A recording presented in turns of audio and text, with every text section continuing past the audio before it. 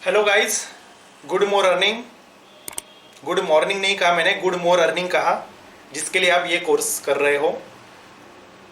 CA में संकेत this side.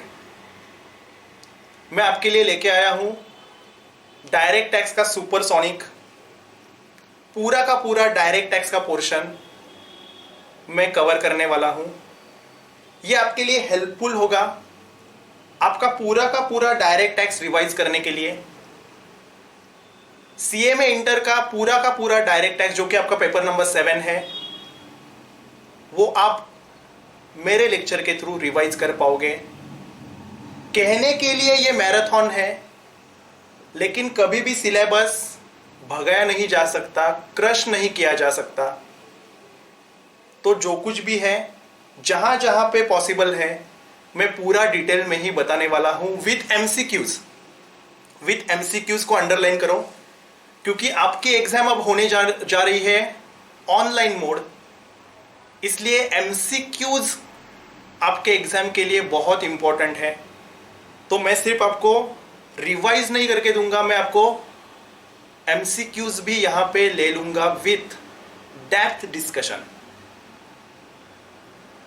देखो, इस लेक्चर में आपको सिर्फ 2 टॉपिक्स मिलेंगे, basic concept and residential status. लेकिन जैसे हम आगे आगे जाएंगे, आपको बाकी वाले टॉपिक्स भी मिल जाएंगे। तो यहां पे आपको अगर मेरे बाकी वाले भी टॉपिक्स देखने हैं तो प्लीज इस चैनल को लाइक कीजिए, सब्सक्राइब कीजिए, hit the bell icon. And या आप कमेंट में मुझे यह भी बता सकते हो कि आपको क्या रिक्वायरमेंट है, आपको और क्या चाहिए। यह भी मैं प्रोवाइड करने की 100% कोशिश करूंगा। So let's start with our first topic. So hello guys, how are you? So चलो स्टार्ट करते हैं हमारा first topic, basic concept and tax rate. अब बेसिक कंसेप्ट स्टार्ट करने से पहले मैं आपको एक बात बताना चाहता हूं। Constitution is a supreme law of land. Constitution को बाईपास करके हम इंडिया में कुछ भी नहीं कर सकते। आपको कोई भी लॉ बनाना है, आपको कॉन्स्टिट्यूशन में अथॉरिटी होना जरूरी है। ऐसा खुद कॉन्स्टिट्यूशन बोल रहा है आर्टिकल 265 के थ्रू। आर्टिकल 265 ऑफ कॉन्स्टिट्यूशन बोलता है, no tax shall be levied और collected except under authority of law. आपको इंडिया में कोई भी लॉ बनाना हो, उसके लिए कॉन्स्टिट्यूशन की अथॉरिटी होना जरूरी है। देखो, इंडिया इंडिपेंडेंट है, लेकिन कॉन्स्टिट्यूशन के दायरे में रहना ही पड़ेगा। अब यहां पे अथॉरिटी चाहिए हमें, तो वो अथॉरिटी कहां पे मिलेगी? तो आर्टिकल 265 ने हमें आर्टिकल 246 में भेजा। तो आर्टिकल 246 में शेड्यूल 7 में 3 लिस्ट आती है, list 1, list 2, list 3। List 1 is a central list, list 2 is a state list, list 3 is a concurrent list. देखो, ये हमारी मैराथन चल रही है, इतना डिटेल में तो मैं नहीं बताऊंगा, हम ऊपर ऊपर से जाएंगे। लेकिन ये बातें आपको एग्जाम पॉइंट ऑफ व्यू बहुत जरूरी है, क्योंकि दुनिया छोड़ो, एटलीस्ट इंडिया में कोई भी लॉ बनाना हो तो ऐसे ही बनता है। तो बेसिकली आर्टिकल 246 शेड्यूल 7, उसमें 3 लिस्ट है। 1 is a central list, another is a state list and third is a concurrent list. अब यहां पे हर लिस्ट में एंट्रीज है, जैसे कि सेंट्रल लिस्ट में entry number 1, entry number 2, entry number 3। State list में भी एंट्रीज है, कॉन्करेंट लिस्ट में भी एंट्रीज है। जो सेंट्रल लिस्ट में जो एंट्रीज है, उनके ऊपर लॉ बनाने की power and tax revenue collect करने की पावर सेंट्रल गवर्नमेंट के पास है। वहां पे स्टेट गवर्नमेंट इंटरफेयर नहीं करेगी। स्टेट लिस्ट में जो एंट्रीज है, उसके ऊपर लॉ बनाने की पावर, रेवेन्यू कलेक्ट करने की पावर स्टेट गवर्नमेंट के पास है। वहां पे सेंट्रल गवर्नमेंट इंटरफेयर नहीं करेगी। एंड जो कॉन्करेंट लिस्ट है, उसमें जो एंट्रीज दी गई है, सेंट्रल अपने लेवल के ऊपर लॉ बनाएगी, स्टेट अपने लेवल के ऊपर लॉ बनाएगी। तो बेसिकली सेंट्रल लिस्ट को ही यूनियन लिस्ट भी बोला जाता है। आप सेंट्रल लिस्ट बोलो, यूनियन लिस्ट बोलो, बात तो सेम है। तो जो यूनियन लिस्ट है, उसका एंट्री नंबर 82 ये बोलता है कि आप इनकम के ऊपर टैक्स कलेक्ट कर सकते हो। तो बेसिकली इनकम टैक्स की सोर्स एंट्री क्या है, आपको एमसीक्यू में पूछा जाएगा। तो आपको लिखना है entry number 82, list 1, article 246 schedule 7। लेकिन यहां पे क्या लिखा है, tax on income other than agriculture income in India, मतलब एग्रीकल्चरल इनकम छोड़ के बाकी वाले इनकम के ऊपर टैक्स रेवेन्यू कलेक्ट करने की अथॉरिटी ही सेंट्रल गवर्नमेंट के पास है। इसलिए हम पढ़ते हैं इनकम टैक्स में कि एग्रीकल्चरल इनकम एग्जम्प्ट है अंडर सेक्शन 10(1), क्योंकि अथॉरिटी नहीं है। तो अथॉरिटी एग्रीकल्चर इनकम के ऊपर टैक्स कलेक्ट करने की किनके पास है, तो उसका आंसर है स्टेट गवर्नमेंट, एंट्री नंबर 46। लेकिन आप तो देख ही रहे हो फार्मर कैसे जी रहे हैं। तो बेसिकली अभी तक ये एंट्री किसी भी स्टेट गवर्नमेंट ने एक्सरसाइज नहीं की है। तो बेसिकली मैं आपको बोलना क्या चाहता हूं कि इनकम टैक्स की अथॉरिटी हमें एंट्री नंबर 82 से मिली है, वो भी यूनियन लिस्ट के एंट्री नंबर 82 से। ये आपको एमसीक्यू में पूछा जा सकता है।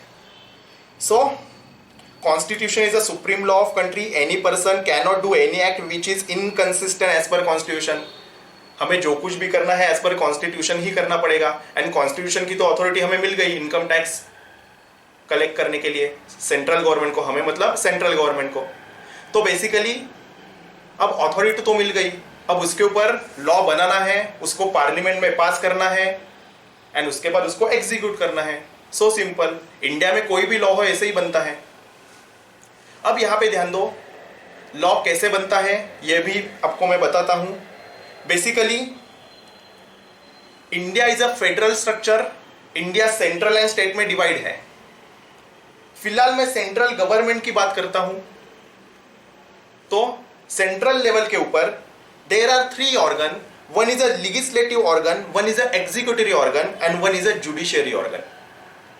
अब इनकम टैक्स की अथॉरिटी मिल गई, उसके ऊपर लॉ बनाया गया, अब उसको पार्लियामेंट में पास करना पड़ेगा। So legislative organ is a parliament, जिसको मैं लॉ मेकिंग ऑर्गन भी बोल सकता हूं। Who is a head of parliament? President. President parliament का हेड होता है। अब पार्लियामेंट में 2 हाउसेस होते हैं, एक को बोलते हैं लोकसभा, एक को बोलते हैं राज्यसभा। अब what is this Lok Sabha? Lok Sabha में वो मेंबर्स बैठते हैं जिनको हम चुन के देते हैं, जिसको बोला जाता है मेंबर ऑफ पार्लियामेंट। मतलब नरेंद्र मोदी जी, अमित शाह जी, ये सारे के सारे लोग लोकसभा में बैठते हैं जिनको हमने चुन के दिया है। So basically this member elected by us. And Rajya Sabha में रिप्रेजेंटेटिव ऑफ स्टेट्स बैठते हैं। सर ये बात थोड़ी सी हमें समझी नहीं, ये हमें तो मतलब ऐसा लगता था लोकसभा सेंट्रल की होती है, राज्यसभा राज्य की होती है, ऐसा ही अब हम अभी तक पढ़ते आए हैं। तो बेसिकली राज्यसभा सेंट्रल का ही पार्ट है, एंड वहां पे रिप्रेजेंटेटिव ऑफ स्टेट्स बैठते हैं। सर थोड़ा सा आप एग्जांपल दे सकते हो क्या? आंसर है यस। देखो सेंट्रल में बीजेपी की सरकार है, कलकत्ता में ममता दीदी की सरकार है।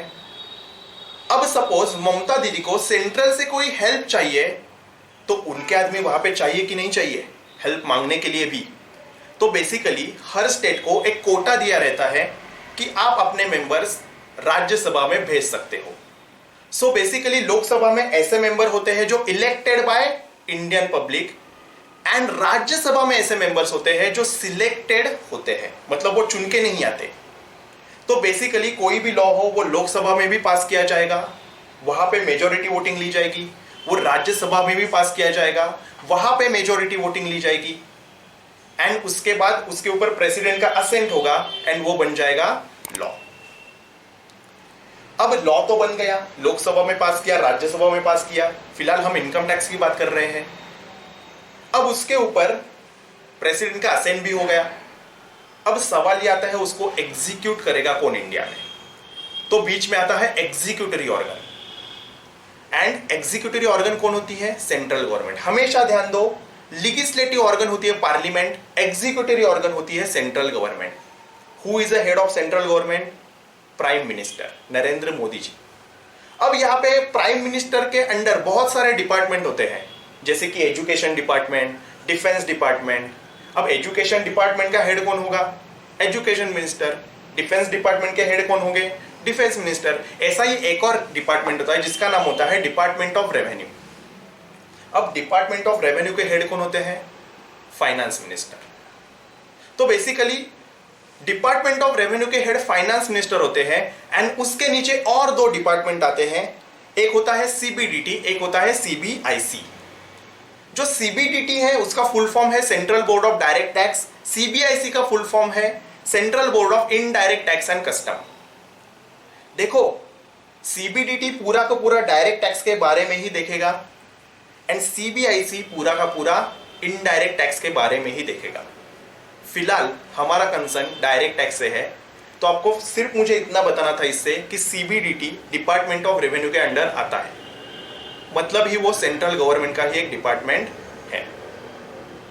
अब देखो लॉ कितना भी अच्छा बनाओ यार, डिस्प्यूट तो होने ही होने हैं। तो अगर इन फ्यूचर कोई डिस्प्यूट होता है तो उसको सुलझाएगा कौन? तो आंसर है कोर्ट। अब कोर्ट में सबसे ऊंचा आता है सुप्रीम कोर्ट, उसके नीचे होते हैं हाई कोर्ट, उसके नीचे होते हैं डिस्ट्रिक्ट कोर्ट। लेकिन यहां पे डिस्ट्रिक्ट कोर्ट के भी नीचे होते हैं income tax tribunal.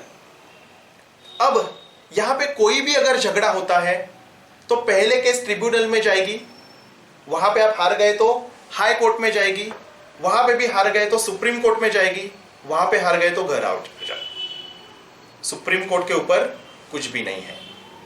Decision of supreme court is law unless change by parliament. So basically ये मैंने आपको स्ट्रक्चर बताया लॉ कैसे बनता है, ये इनकम टैक्स का मैंने बताया, लेकिन बाकी वाले लॉज के लिए भी अप्रोक्सीमेटली सेम ही है। अब यहां पे एक्ट पास होता है पार्लियामेंट। अब यहां पे सेंट्रल गवर्नमेंट उसको एग्जीक्यूट करती है एंड उसके लिए रूल्स भी बनाने पड़ते हैं। तो सेंट्रल गवर्नमेंट ने ऐसे रूल बनाए, income tax rule 1962 and income tax act कब बना? 1961। उसके बाद में सीबीडीटी कुछ सर्कुलर्स नोटिफिकेशन भी इशू करते हैं। क्यों करते हैं? क्योंकि कंफ्यूजन अवॉइड करने के लिए या क्लैरिटी देने के लिए। अगर किसी बात के ऊपर क्लैरिटी नहीं है कि ये लॉ बनाया है, इसका हम इंटरप्रिटेशन कैसे लें, तो इसके लिए सीबीडीटी क्या करेगी? सर्कुलर्स इशू करेगी। सो ये भी आपको एमसीक्यू में आ सकता है। Law pass in parliament, rules made by central government, circulars notification issued by CBDT. उसके बाद में अब यहां पे ये इनकम टैक्स एक्ट 1961 में बनवाया गया। देखो जो रेट्स 1961 में होंगे इनकम के ऊपर, वो अभी तो नहीं फॉलो कर सकते ना। इन्फ्लेशन बढ़ रहा है, लोगों का इनकम बढ़ रहा है, तो बेसिकली हर साल उसमें चेंजेस होते रहते हैं।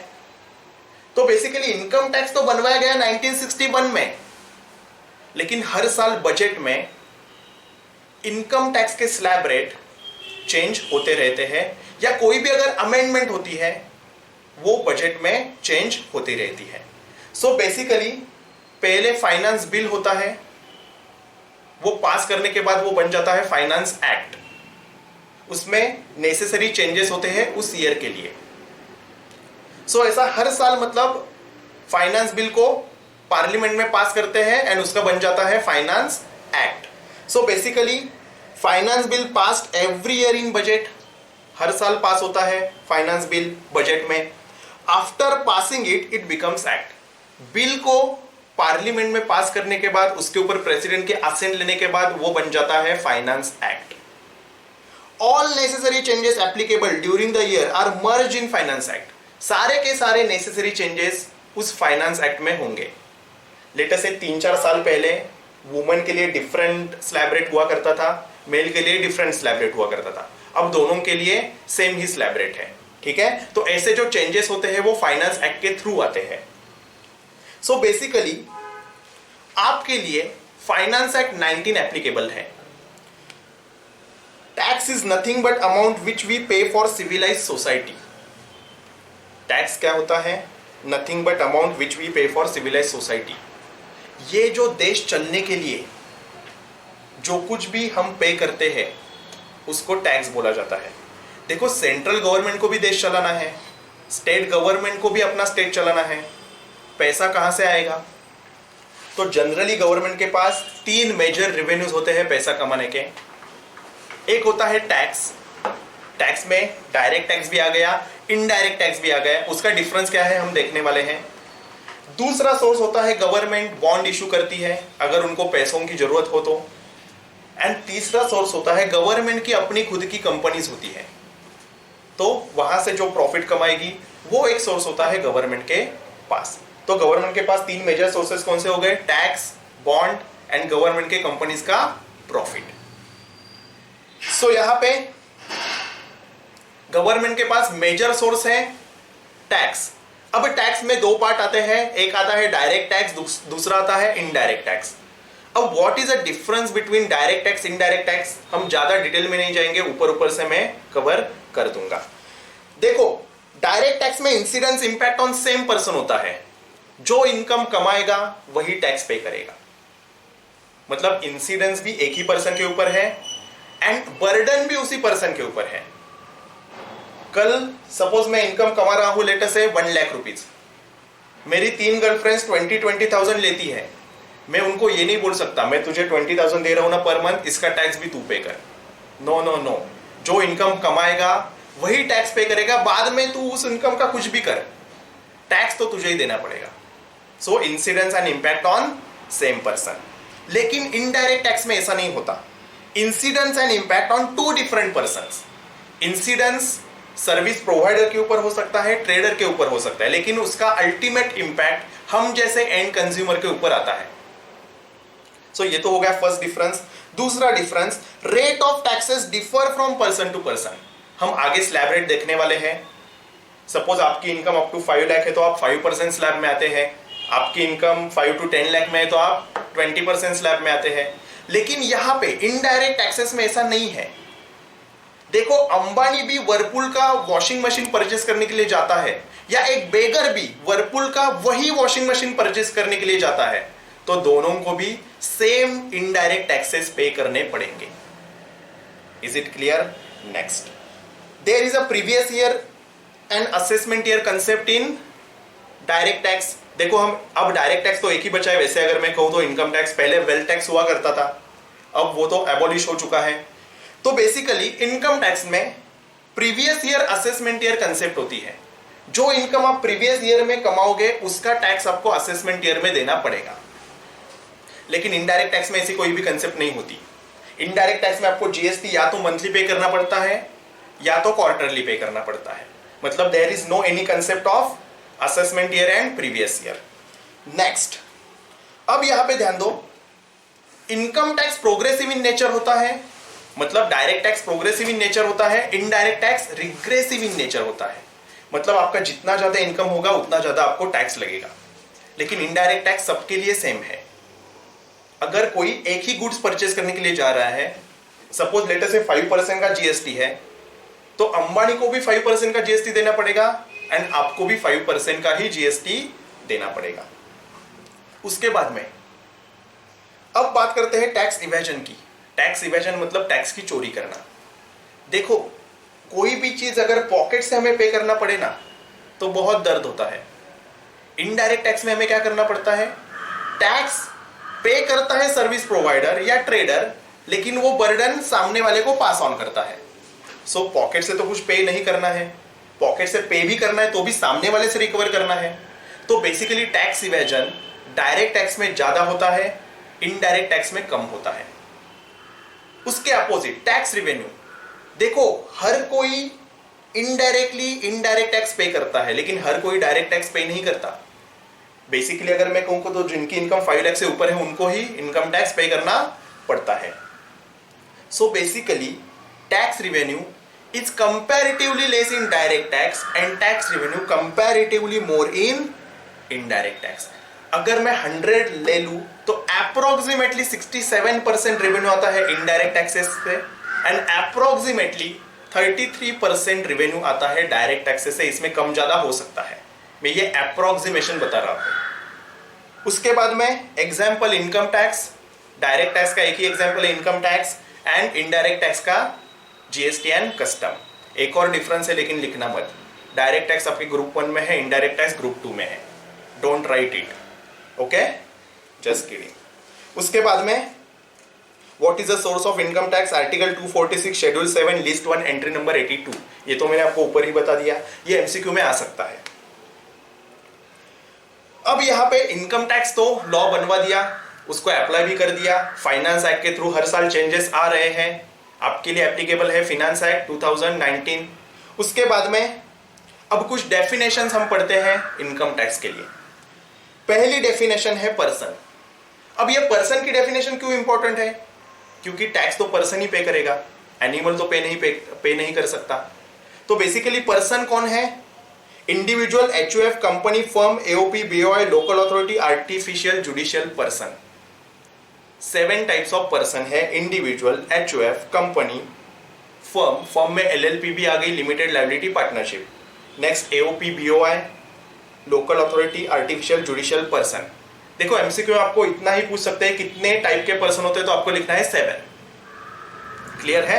हाँ, ये टॉपिक होने के बाद मैं एमसीक्यूज भी कवर करने वाला हूं, ताकि आप इसको एग्जाम के दिन भी देख सकते हो एंड उसके पहले भी देख सकते हो। आपका पूरे के पूरे कंसेप्ट क्लियर हो जाएंगे, ये मेरी गारंटी है। मैंने इसको बनवाया ही ऐसा है, बहुत इंटरेस्टिंग एंड चार्ट फॉर्म में।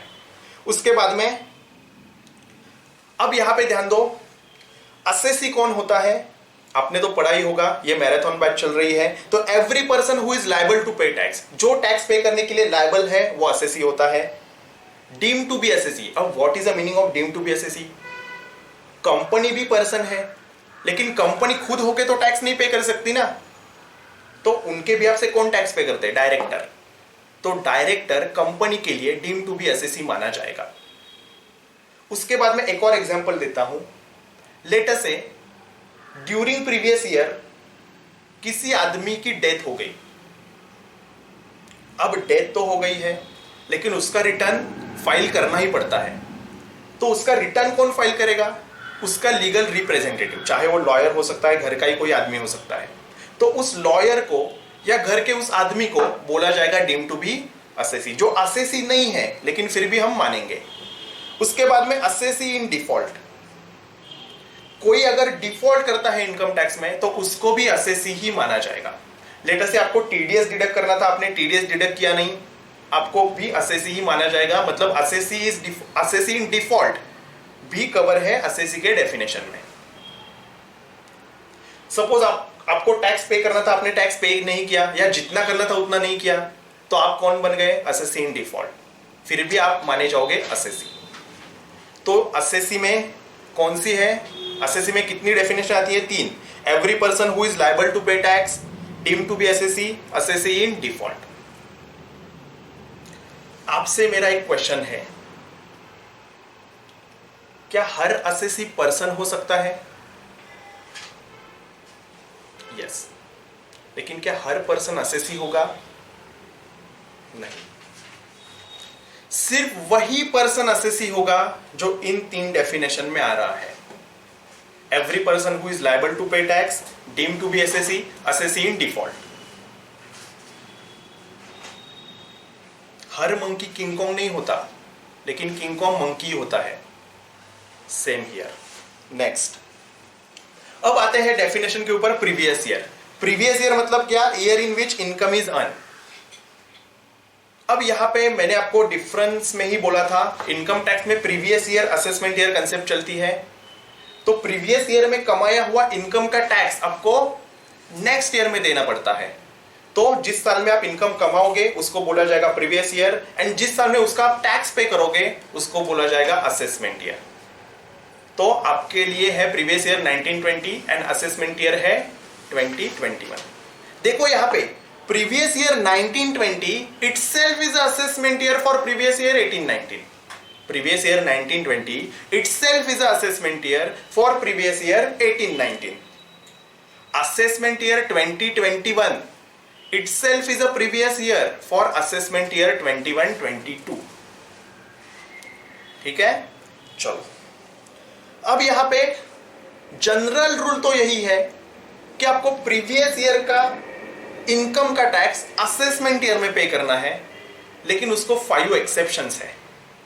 5 एक्सेप्शंस मतलब प्रीवियस ईयर में कमाया हुआ इनकम का टैक्स आपको प्रीवियस ईयर में ही पे करना पड़ेगा, असेसमेंट ईयर तक रुका नहीं जाएगा।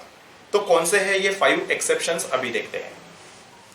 First, AOP BOI form for a short duration.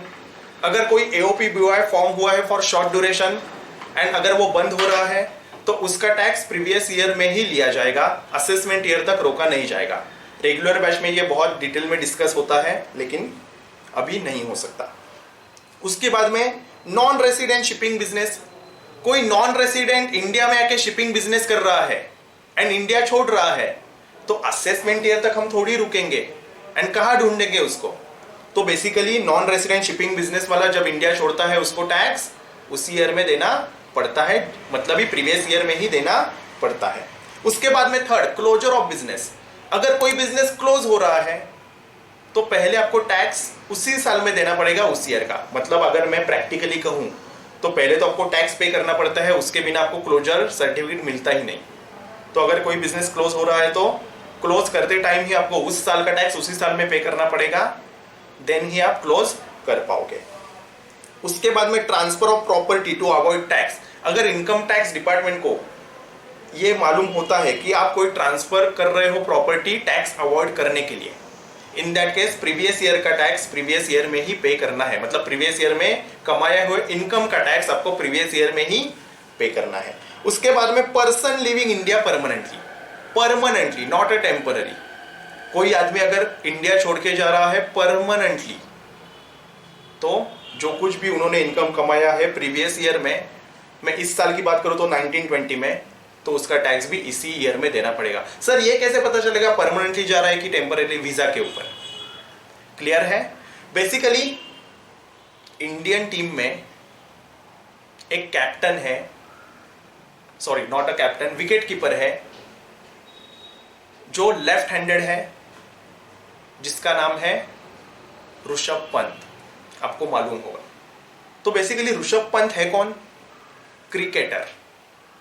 So cricketer का सी एंड पंत का PANT। क्रिकेटर का सी एंड पंत का पंत PANT। ये आपके हो गए एक्सेप्शन। सर कैसे exception? C for closure of business, P for person living in India permanently, A for AOP BOI form for a short duration, N for non resident shipping business, T for transfer of property to avoid tax. C पंत simple है याद रखने के लिए। Next, अब यहां पे हम इनकम टैक्स रेट के बारे में चर्चा करेंगे। देखो पहले हम देख रहे हैं इंडिविजुअल रेसिडेंट जिनकी एज बिलो 60 है, non resident irrespective of age, मतलब नॉन रेसिडेंट की एज अगर 80 होगी, 90 होगी, 70 होगी, उसके लिए यही रेट्स अप्लाई हो जाएंगे। उसके बाद HUF, AOP, BOI, AJP सबके लिए एक ही टैक्स रेट है। Up to 2,50,000 nil, 2,50,000 to 5 lakh 5%, 5 lakh to 10 lakh 20%, above 10 lakh 30%। उसके बाद में सीनियर सिटीजन अगर कोई रेसिडेंट है, सीनियर सिटीजन रेसिडेंट, तो उसके लिए बेसिक एग्जम्पशन लिमिट 3 लाख तक मिल जाता है। मतलब 3 लाख तक उसको कोई भी टैक्स नहीं देना पड़ेगा अगर उसका इनकम अप टू 3 लाख है तो। 3 to 5 5% है, 5 to 10 20% है, अबव 10 30% है। उसके बाद में सुपर सीनियर सिटीजन मतलब जिनकी एज 80 या उससे ज्यादा है, उनके लिए अप टू 5 लाख कोई भी टैक्स नहीं है, 5 to 10 20% है, अबव 10 30% है। तो बेसिकली AOP, BOI, HUF, उसके बाद में नॉन रेसिडेंट, रेसिडेंट जिनके एज 60 से कम है, बेसिक एग्जम्पशन लिमिट कितने के मिलेगा? 2,50,000। अब आपको एग्जाम्पल में वो कंफ्यूज करते हैं। आपको नॉन रेसिडेंट की एज वो देते हैं 85 ईयर्स, तो बहुत सारे लोग क्या करते हैं बेसिक एग्जम्पशन लिमिट 5 लाख का ले लेते हैं एंड वहां पे ही फंस जाते हैं। देखो नॉन रेसिडेंट की एज कितनी भी हो, आपको बेसिक एग्जम्पशन लिमिट लेना है 2.5 लाख का। Okay, if a person becomes senior citizen और super senior citizen on first day of assessment year, then he would be eligible for higher beneficial limit. पहले ये बोल रहे थे कि प्रीवियस ईयर में 60 और मोर होना चाहिए, प्रीवियस ईयर में 80 और मोर होना चाहिए, तो हाइयर बेसिक एग्जम्पशन लिमिट का बेनिफिट मिलेगा। लेकिन एक केस लॉज हुई थी, उसके अकॉर्डिंग एक डिसीजन आया कि असेसमेंट ईयर के फर्स्ट डे को भी कोई आदमी अगर 60 या 80 क्रॉस कर रहा है, उसको भी हाइयर बेसिक एग्जम्पशन लिमिट का बेनिफिट मिलेगा। उसके बाद में रिबेट अंडर सेक्शन 87A। देखो, आपको गवर्नमेंट रिबेट भी देना चाहती है। रिबेट मतलब क्या? कंसेशन। अब रिबेट किनको मिलेगा? पहले तो आपको रिबेट मिलने के लिए कंडीशन सेटिस्फाई करनी पड़ेगी। असेसी इंडिविजुअल होना चाहिए, रेसिडेंट होना चाहिए एंड उसका इनकम अप टू 5 लाख होना चाहिए, तो आपको रिबेट मिलेगा। एक्चुअल टैक्स और 12,500 विच एवर इज लोअर। इसका मतलब नॉन रेसिडेंट को रिबेट अवेलेबल नहीं है। AOP, BOI, HOF rebate available नहीं है। किनको अवेलेबल है? रेसिडेंट इंडिविजुअल एंड जिनका इनकम 5 लाख रुपीस तक है। क्लियर है बात? उसके बाद में हेल्थ एंड एजुकेशन सेस 4% का लग जाएगा। किनके ऊपर लगेगा? या तो टैक्स प्लस सरचार्ज के ऊपर, या तो टैक्स माइनस रिबेट के ऊपर। अब ये सरचार्ज के बारे में हम पढ़ने वाले हैं बाद में। सरचार्ज कब लगता है? आपकी इनकम सर्टेन लेवल के ऊपर जाती है तो सरचार्ज लगता है। ठीक है, इसका मतलब अगर आपको रिबेट मिलने वाला है तो पहले रिबेट आपको माइनस करना है एंड उसके ऊपर आपको एचईसी लगाना है 4% का। उसके बाद में अब बात करते हैं सरचार्ज की। सरचार्ज क्या होगा individual, HUF, AOP, BOI, AJP की केस में? अप टू 50 लाख नील, कोई भी सरचार्ज नहीं लगेगा। अगर आपका इनकम 50 लाख से 1 करोड़ है तो 10% का सरचार्ज लगेगा। अगर आपका इनकम 1 करोड़ टू 2 करोड़ है तो 15% का सरचार्ज लगेगा। अगर आपका इनकम 2 करोड़ टू 5 करोड़ है तो 25% का सरचार्ज लगेगा एंड अगर आपका इनकम बियॉन्ड 5 करोड़ है तो 37% का सरचार्ज लगेगा। उसके बाद में राउंडिंग ऑफ का सेक्शन। आपका जो कुछ भी टोटल इनकम होता है वो राउंडिंग ऑफ आपको करना है इन मल्टीपल ऑफ ₹10।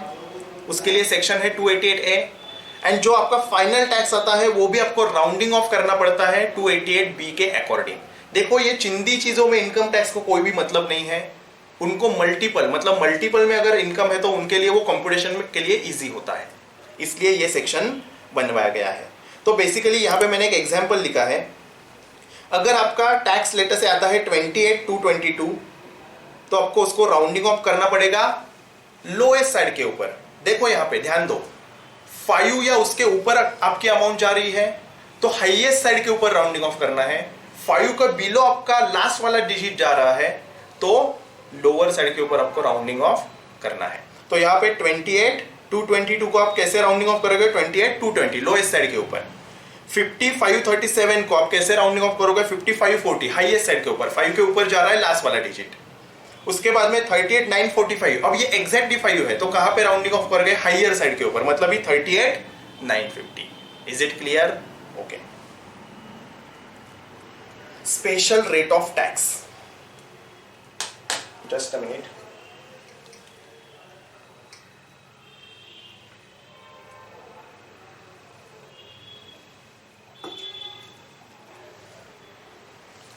अभी हमने नॉर्मल इनकम के लिए स्लैब रेट पढ़े। For example, resident up to 60 तो 2.5 तक basic exemption limit, senior citizen है तो up to 3 lakh basic exemption limit, super senior है तो up to 5 lakh basic exemption limit. तो ये नॉर्मल रेट तो दिए थे, ये स्पेशल रेट की क्या जरूरत थी? What is the need of special rates? थोड़ी सी चर्चा हम करेंगे जरूर। देखो, इनकम टैक्स में 5 हेड्स होते हैं। पहला होता है इनकम फ्रॉम सैलरी, दूसरा होता है इनकम फ्रॉम हाउस प्रॉपर्टी, तीसरा होता है पीजीबीपी, चौथा होता है कैपिटल गेन एंड पांचवा होता है इनकम फ्रॉम अदर सोर्सेस। देखो, सैलरी तो हर साल मिलती है, हर मंथ मिलती है। अब हाउस प्रॉपर्टी रेंट के ऊपर देते हो, उसका रेंट भी आपको हर मंथ मिलता है। प्रॉफिट भी हर मंथ होता है आपको। जो आप पैसा बैंक में रखोगे डिपॉजिट करके या सेविंग अकाउंट में, इंटरेस्ट भी आपको हर मंथ मिलता है। लेकिन कुछ चीजें बार बार नहीं होती। फॉर एग्जाम्पल शादी, एटलीस्ट इन इंडिया बार बार नहीं होती, that is a one time event. Birthday हर साल रहता है, उसमें काहे का special? Marriage is special, at least in India. So जो चीजें कभी कभी ही होती है उनके लिए होता है special tax rate. For example, salary आपको बार बार मिलेगी, प्रॉफिट आपको बार बार होगा, इंटरेस्ट आपको बार बार मिलेगा, लेकिन आप अपना घर बार बार तो नहीं बेचते ना, आपको लॉटरी तो बार बार नहीं लगती ना। तो बेसिकली मैं ये कहना चाहता हूं, जो चीजें बार बार नहीं होती उनके लिए है स्पेशल टैक्स रेट। जैसे कि कैपिटल गेन। कैपिटल गेन कब होता है? आप जब कैपिटल असेट ट्रांसफर करते हो, तो उसके बारे में हम डिटेल में पढ़ने वाले हैं। तो ये कैपिटल असेट क्या हम बार बार तो ट्रांसफर नहीं करते ना, कभी कभी करते हैं। जिस घर में आप रहते हो क्या आप बार बार बेचते हो क्या? नहीं, this is a one time event. कभी कभी 10 साल में 20 साल में आप एक बार बेचोगे, वो भी किसी बड़े घर में रहना आप चाहते हो तो बेसिकली जो चीज आप कभी कभी करोगे उसके लिए दिए है स्पेशल टैक्स रेट। सो अगर आप कैजुअल इनकम कमाते हो, अगर आप कैजुअल इनकम कमाते हो, मतलब lottery winning, horse races, game show, Kaun Banega करोड़पति, तो उसके लिए आपको 30% का टैक्स देना पड़ेगा। जो कुछ भी आप इनकम कमाओगे 30% का टैक्स रेट लगेगा। अब यहां पे ध्यान दो, सेक्शन 115 है उसका, section 115 BB, section 115 BB for Bada Bazaar. ठीक है, हॉर्स रेसेस कहां पे होती है? बड़ा बाजार में। ऐसा आप याद रख सकते हो। देखो, चीजों को आपको सिंपल करना पड़ेगा, ठीक है? आप कॉम्प्लिकेटेड चीजों को सिंपल करने का ट्राई करो, ऐसा मैं चाहता हूं। कैसे भी याद रखो, लेकिन याद रहना चाहिए। तो पहले तो आपको मैं ये बताऊंगा, पहले कंसेप्ट क्लियर करो एंड उसके बाद शॉर्ट मेमोरी टेक्निक से याद रखो, आपका काम आसान बन जाएगा। देखो, हार्ड वर्क गधे करते हैं, इंसान स्मार्ट वर्क करता है। ठीक है, नेक्स्ट। अब यहां पे लॉन्ग टर्म कैपिटल गेन, ये लॉन्ग टर्म कैपिटल गेन कब होता है, शॉर्ट टर्म कैपिटल गेन कब होता है, ये तो हम डिटेल में देखने ही वाले हैं। लेकिन यहां पे सपोज आपने कोई कैपिटल असेट बेची है, उसके ऊपर आपको लॉन्ग टर्म कैपिटल गेन हो रहा है। अब उसी लॉन्ग टर्म कैपिटल गेन को मैं दो पार्ट में डिवाइड कर रहा हूं। एक होता है long term capital gain on shares and एक होता है long term capital gain others. Others मतलब other than shares. So long term capital gain on shares के लिए सेक्शन है section 112A and long term capital gain others के ऊपर section है सेक्शन 112। अगेन आई रिपीट, कोई भी आपको गेन होता है या तो वो लॉन्ग टर्म हो सकता है या तो शॉर्ट टर्म हो सकता है। अब लॉन्ग टर्म को भी मैंने दो पार्ट में डिवाइड किया, एक हो सकता है long term capital gain on shares and एक होता है other long term capital gain, मतलब जो शेयर्स छोड़ के बाकी वाला। अब long term capital gain on shares के लिए सेक्शन है 112A and long term capital gain on others के लिए सेक्शन है 112। अगर आपका long term capital gain on shares अगर है तो अप टू 1 लाख कोई भी टैक्स नहीं लगेगा, एग्जम्प्ट है एज पर सेक्शन 1038 एंड बियॉन्ड 1 लाख आपको टैक्स रेट है 10%। And long term capital gain on others उसके लिए है सेक्शन 112 एंड उसके लिए आपको 20% का फ्लैट टैक्स रेट लग जाएगा। उसके बाद में शॉर्ट टर्म की केस में भी मैं दोनों को डिवाइड कर देता हूं, एक होता है एसटीसीजी ऑन शेयर्स, एक होता है एसटीसीजी अदर्स। जो एसटीसीजी अदर है वो नॉर्मल स्लैब रेट के अकॉर्डिंग जाएगा एंड जो एसटीसीजी ऑन शेयर्स है वो टैक्सेबल होगा at the rate of 15% as पर सेक्शन 111A। उसके बाद में सेक्शन 115 BBDA, डिविडेंड अगर आपको मिलता है अप टू 10 लाख एग्जम्प्ट है डिविडेंड, अगर इंडियन कंपनी से मिलता है तो वो हम IFOS में डिटेल में देखने ही वाले हैं। तो अगर आपको डिविडेंड मिल रहा है up to 10 lakhs exempt, beyond 10 lakhs 10% and उसके लिए सेक्शन है सेक्शन 115 BBDA। अगर शॉर्ट फॉर्म पूछोगे तो बहुत बड़ा डिविडेंड आया, बहुत बड़ा डिविडेंड आया, 10 lakhs तक एग्जम्प्ट है एज पर section 1034 and beyond 10 lakh it is taxable at the rate of 10%। So ये आपके हो गए स्पेशल टैक्स रेट। फिर से मैं रिवाइज कर देता हूं, अगर आपको कैजुअल इनकम है 115 बीबी 30%, एलटीसीजी ऑन शेयर्स है section 112A up to 1 lakh exempt as पर section 1038, beyond 1 lakh taxable at 10%।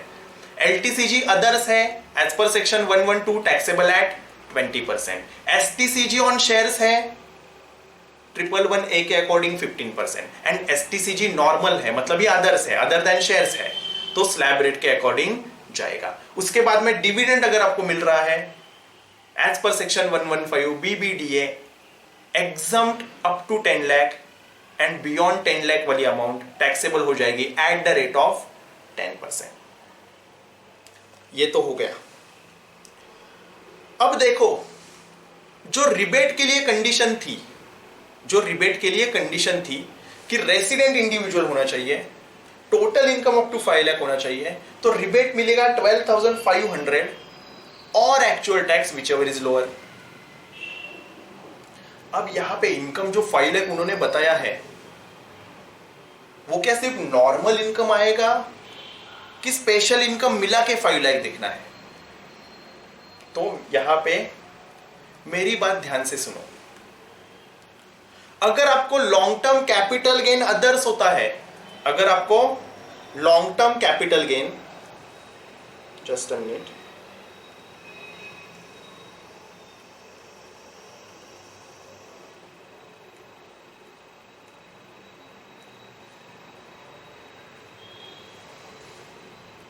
अगर आपको long term capital gain others होता है, उसके लिए मैंने क्या आपको बताया, सेक्शन 112। अगर आपको शॉर्ट टर्म कैपिटल गेन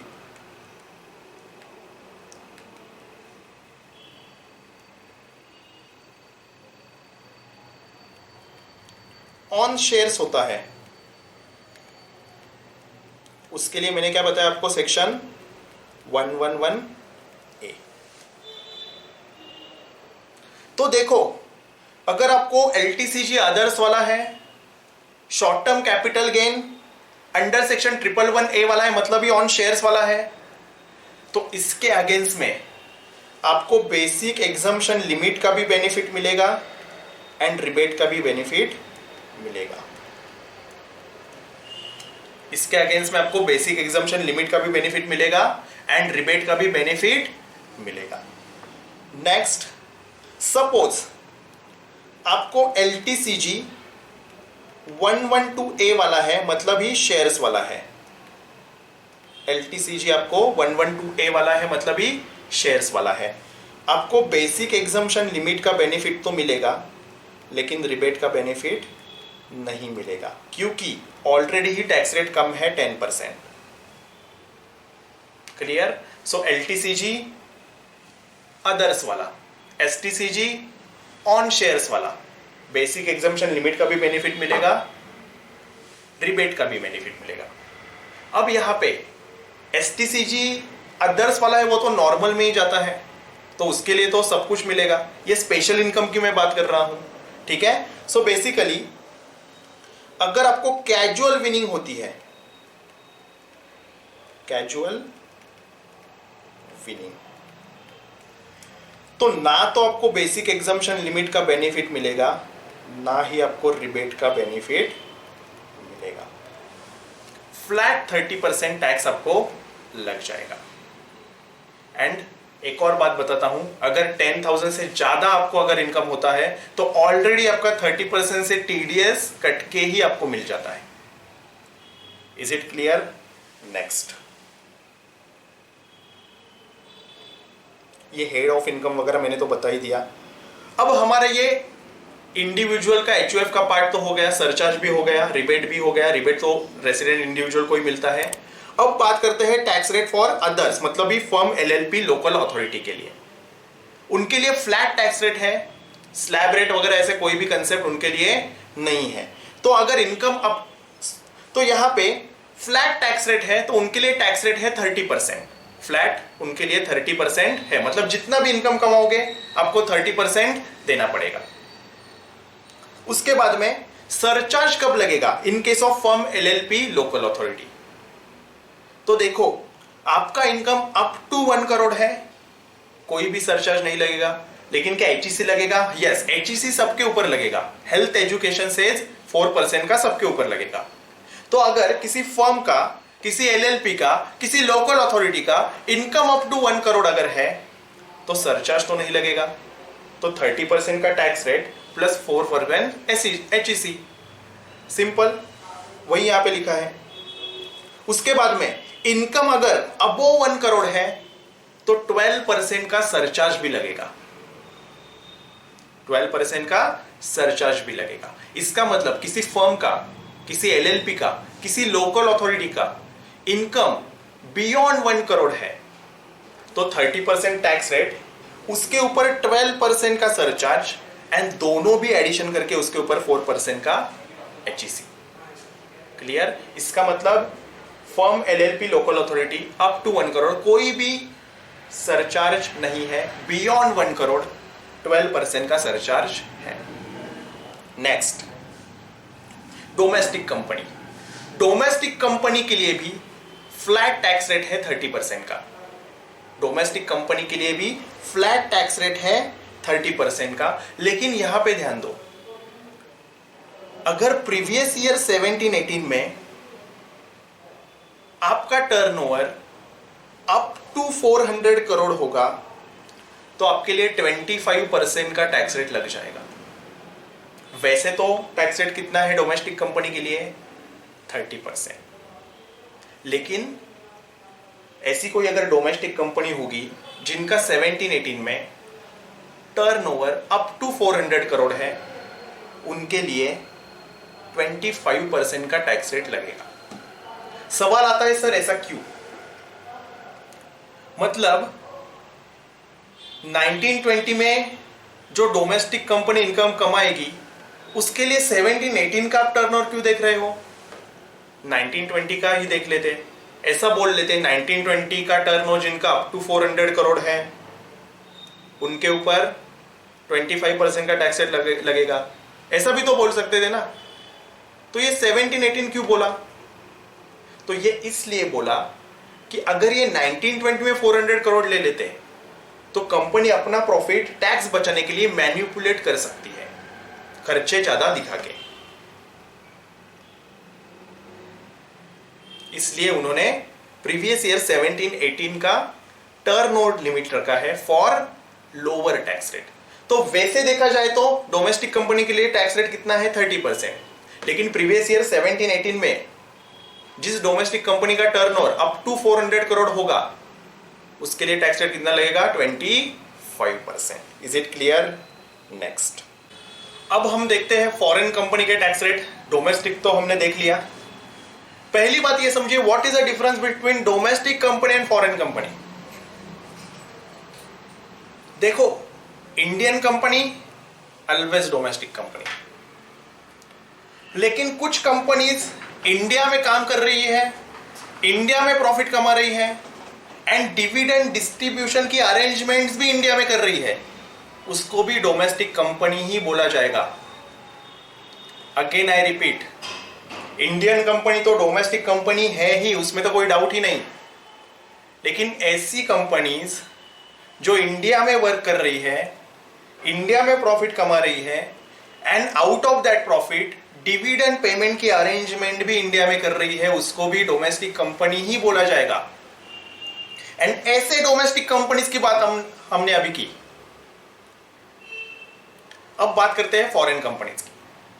देखो, एग्जाम में आपको ये टेंशन लेने की बिल्कुल जरूरत नहीं, क्योंकि एग्जाम में आपको दिया रहेगा कि ये इंडियन कंपनी है कि फॉरेन कंपनी है, ये डोमेस्टिक कंपनी है कि फॉरेन कंपनी है। लेकिन नॉलेज पॉइंट ऑफ व्यू मैंने आपको थोड़ा सा ज्यादा बता दिया।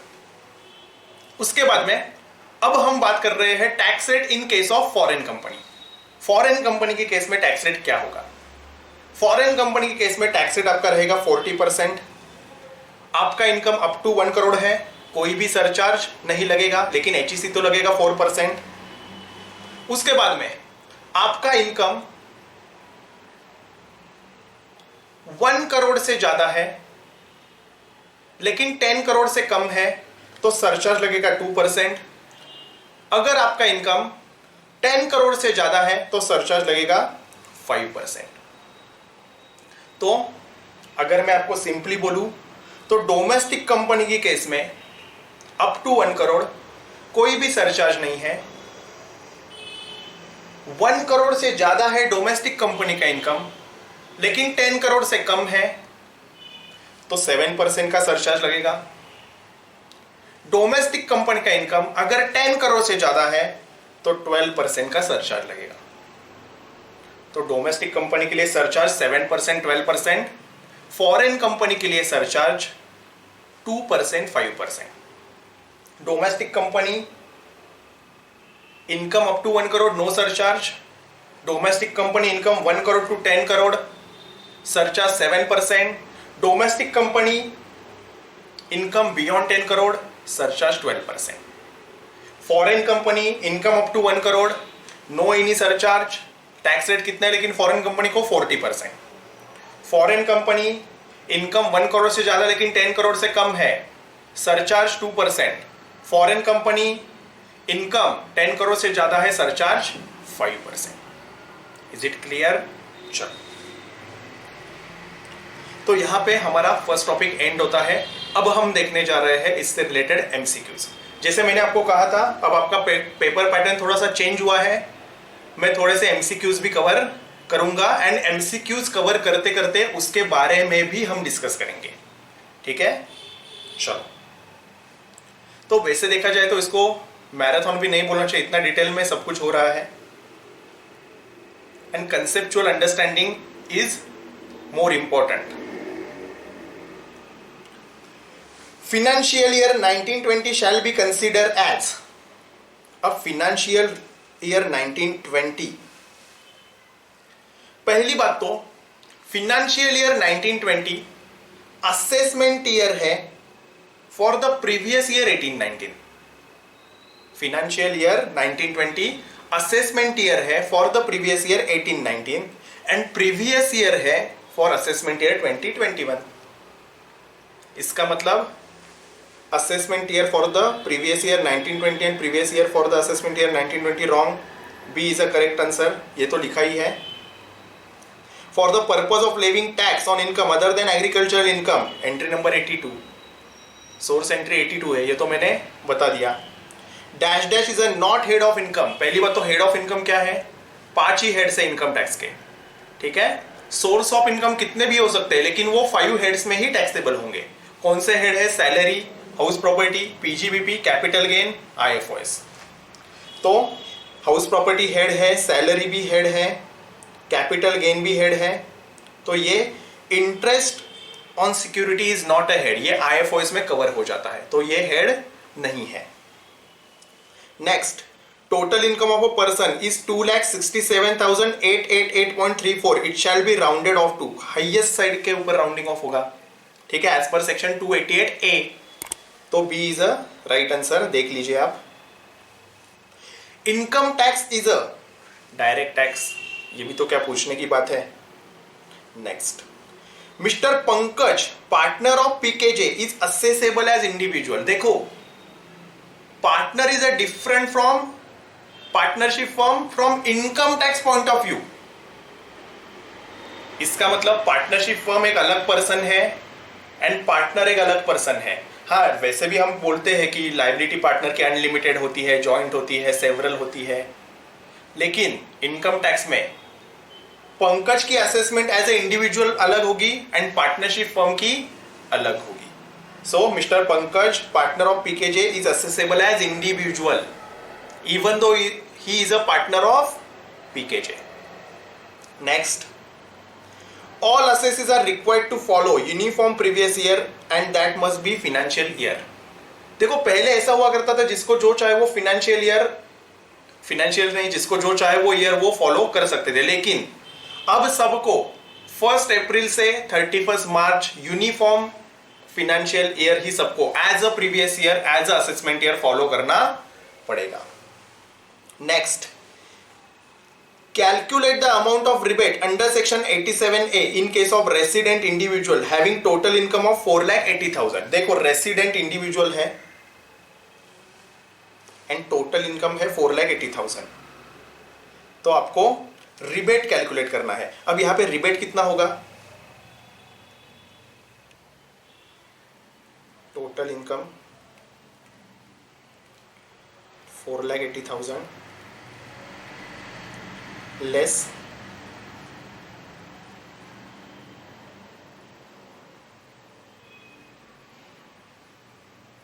calculate the amount of rebate under section 87A in case of residential individual having total income of 4,80,000। ठीक है, रेसिडेंशियल इंडिविजुअल की जहां पे एज नहीं देते वहां पे हमें बेसिक एग्जम्पशन लिमिट लेना पड़ता है 2,50,000। तो ये बेसिक एग्जम्पशन लिमिट 2,50,000 का मैंने लेस किया। ऑलवेज थिंक नेगेटिव इन इनकम टैक्स। अगर उन्होंने कुछ भी नहीं दिया है आपको ऐसा एज्यूम करना पड़ेगा कि रेसिडेंट इंडिविजुअल की एज बिलो 60 है। तो यहां पे कितना आ जाएगा 2,30,000। इसके ऊपर 5% टैक्स, तो आपका आई थिंक आ जाएगा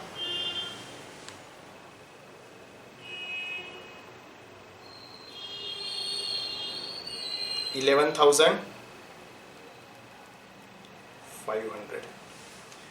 देखो टोटल इनकम 5 लाख से कम है, रेसिडेंट इंडिविजुअल है, तो रिबेट मिलेगा, कितना मिलेगा एक्चुअल टैक्स और 12,500 विच एवर इज लोअर। सो 11,500 और 12,500 विच एवर इज लोअर। सो आपको रिबेट मिलेगा 11,500। Next, in case of a foreign company with total income more than 1 crore but less than 10 crore, surcharge 2%. Mr. Hari, resident in India, received 11 lakh by way of dividend from Indian company. पहली बात तो dividend up to 10 lakh exempt है as पर section 1034 and beyond 10 lakh वाली amount taxable है as पर section 115BBDA। So basically up to 10 lakh तो exempt हो जाएगी, बियॉन्ड 1 लाख के ऊपर 10% का टैक्स लग जाएगा। लेकिन यहां पे अगर एग्जाम में ये क्वेश्चन आता है तो आपको नोट लिखनी पड़ेगी कि it is exempt up to 10 lakh as पर section 1034 and beyond 10 lakh it is taxable at the rate of 10% as पर section 115BBDA। Next, when the total income of individual exceeds rupees 50 lakhs the surcharge is payable 10%। Individual के case में क्या हमने पढ़ा था, up to 50 lakh no any surcharge, 50 lakh to 1 crore अगर income है तो 10% सरचार्ज, 1 करोड़ टू 2 करोड़ है तो 15% सरचार्ज, 2 करोड़ टू 5 करोड़ है 25% सरचार्ज, बियॉन्ड 5 करोड़ है तो 37% surcharge. Is it clear? The number of identities included in the definition of person is 7। ठीक है, individual, HUF, AOP, BOI, firm, company, AJP वगैरह। ठीक है, तो वो 7 आ जाएंगे। The basic exemption limit for resident super senior citizen above the age of 80 is 5 lakh. तो यहां पे आपका आंसर आ जाना चाहिए 5 lakh. Next, maximum marginal rate for the previous year 1920 is. अब ये मैक्सिमम मार्जिनल रेट क्या होता है?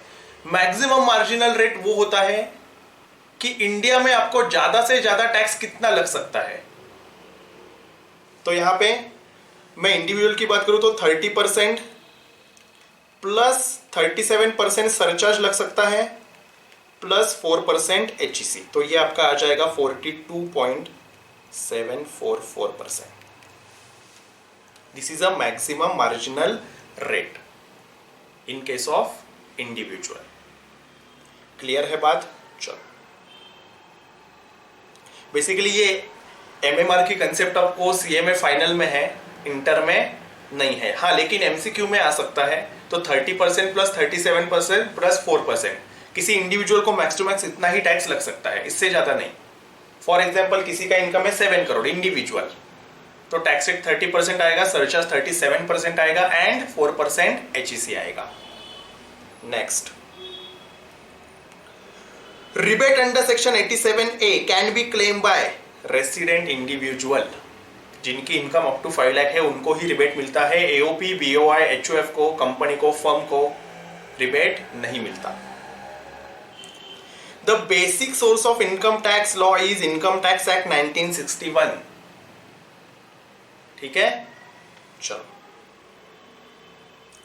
अ domestic company means, Indian company तो है ही, both Indian company and foreign company having branch in India, no. Both Indian and foreign company having business connection in India, no.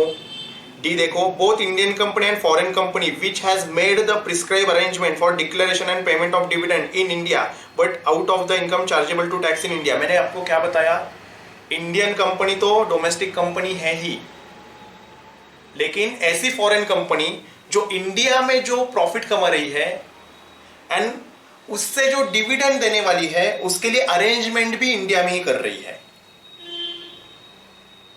वो भी डोमेस्टिक कंपनी मानी जाएगी. उसके बाद में,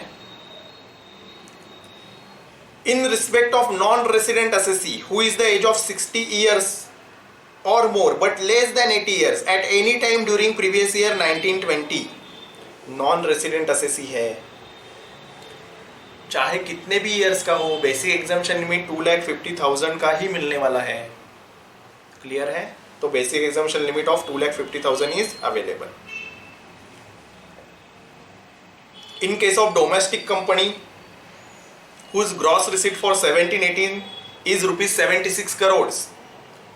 देखो, पहले तो ध्यान रखो, डोमेस्टिक कंपनी वैसे तो टैक्स रेट 30% है, हाँ, लेकिन 17-18 का टर्नओवर अप टू 400 करोड़ है तो टैक्स रेट कितना है, 25%. तो यहाँ पे कितना है, whose gross receipt for the previous year 17-18 is 76 crore, मतलब बिलो 400 करोड़, तो टैक्स रेट आ जाएगा 25%.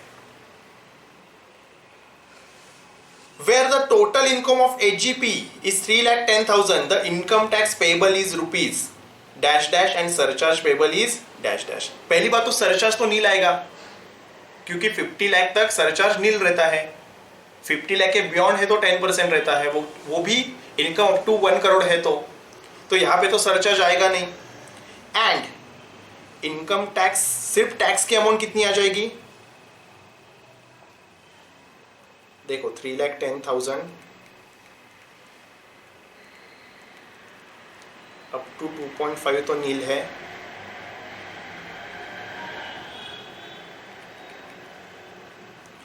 एंड 2.5 लाख to 3.10 lakh, ये 60,000 into 5%, this is 3,000. लेकिन इसमें HGC भी ऐड करना पड़ता है, लेकिन उन्होंने इस ऑप्शन में सिर्फ टैक्स को निकालने के लिए बोला है. सो A1 is a right answer. Next, a non-resident individual having taxable income in India of rupees 2,50,000, non-resident individual having taxable income in India rupees 2,50,000 shall be allowed rebate. Nil, non resident individual को कोई भी rebate नहीं मिलता, resident individual को rebate मिलता है, वो भी income up to 5 lakh rupees होना चाहिए तो ही. तो this is D1 is a right answer. Rebate under section 87A allowed to resident individual. Every assessee is a person and every person need not be assessee. Simple बात है. हर king Kong monkey होता है, हर monkey King Kong नहीं होता, same बात. तो ये हमारा फर्स्ट टॉपिक यहाँ पे एंड होता है. अब हम बात करते हैं अगले टॉपिक की. हम चालू करने जा रहे हैं हमारा सेकेंड टॉपिक, जिसका नाम है रेसिडेंशियल स्टेटस. अब ये टॉपिक चालू करने से पहले मैं थोड़ा सा फर्स्ट टॉपिक का रिवीजन लेना चाहूंगा. इसका मतलब ये रिवीजन में रिवीजन है, मतलब जो मैं अभी कर रहा हूं इटसेल्फ इज अ रिवीजन, उसमें भी एक रिवीजन. देखो, इनकम टैक्स एंट्री नंबर 82 के अकॉर्डिंग लेवी हुई है. Entry number 82 article 246 schedule 7 list 1. Person की डेफिनेशन हमने देखी. प्रीवियस ईयर मतलब क्या, ये भी हमने देखा. असेसमेंट ईयर मतलब क्या, ये भी हमने देखा. उसके बाद में हमने टैक्स रेट देखे. इंडिविजुअल जिसके एज 60 ईयर से कम है, non resident irrespective of age, AOP, BOI, AJP, HUF, tax rate रहेगा up to 2.5 nil, 2.5 to 5%, 5 to 10, 20%, beyond 10 lakh 30%।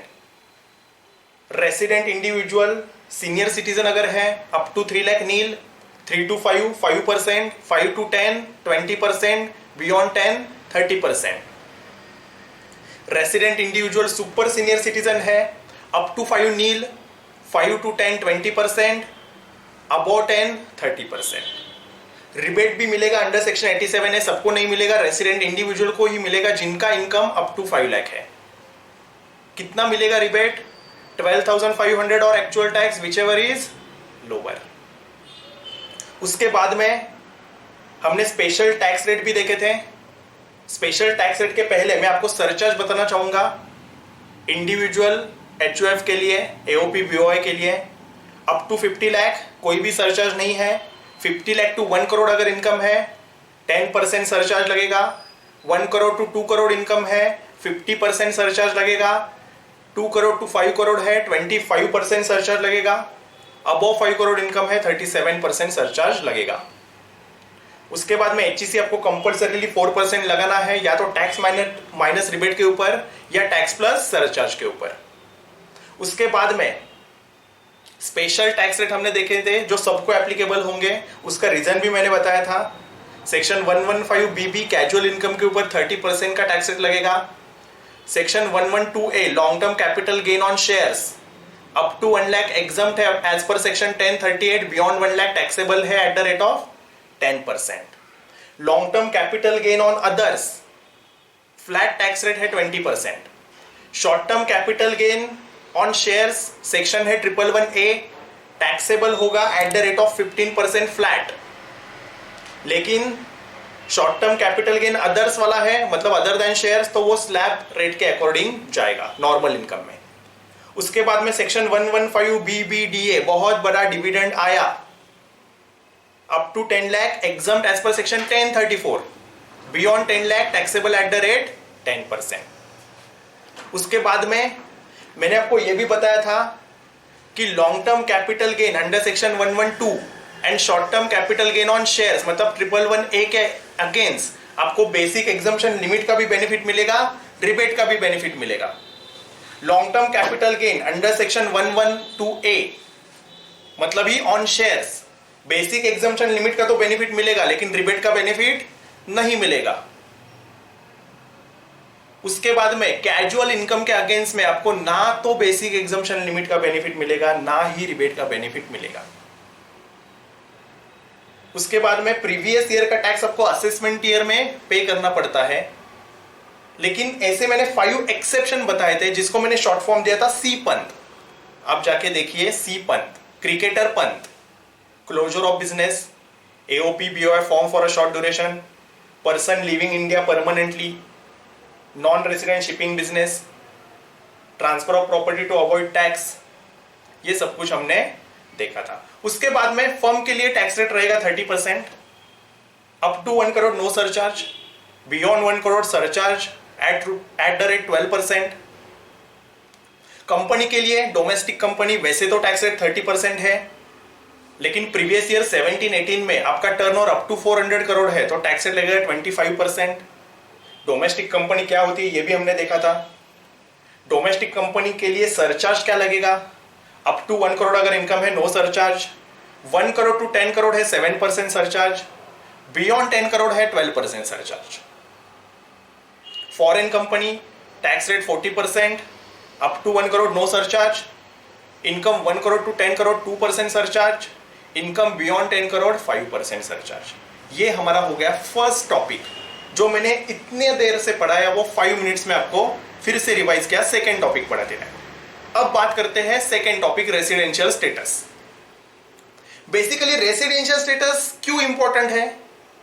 क्योंकि आपका इंडिया में कितना टैक्सेबल इनकम होगा ये डिसाइड होता है आपके रेसिडेंशियल स्टेटस के ऊपर। देखो, Virat Kohli out of India cricket खेलने के लिए जाता है, तो जो income Virat Kohli out of India कमाएगा क्या उसके ऊपर इंडिया में टैक्स देना पड़ेगा? ये डिसाइड होगा रेसिडेंशियल स्टेटस विराट कोहली का क्या है उसके ऊपर। आईपीएल में तो आपने देखा होगा एंड्रू रसल आता है, बहुत सारे फॉरेनर्स आते हैं, वो इंडिया में क्रिकेट खेलते हैं, इसका मतलब वो इंडिया में पैसा कमाते हैं।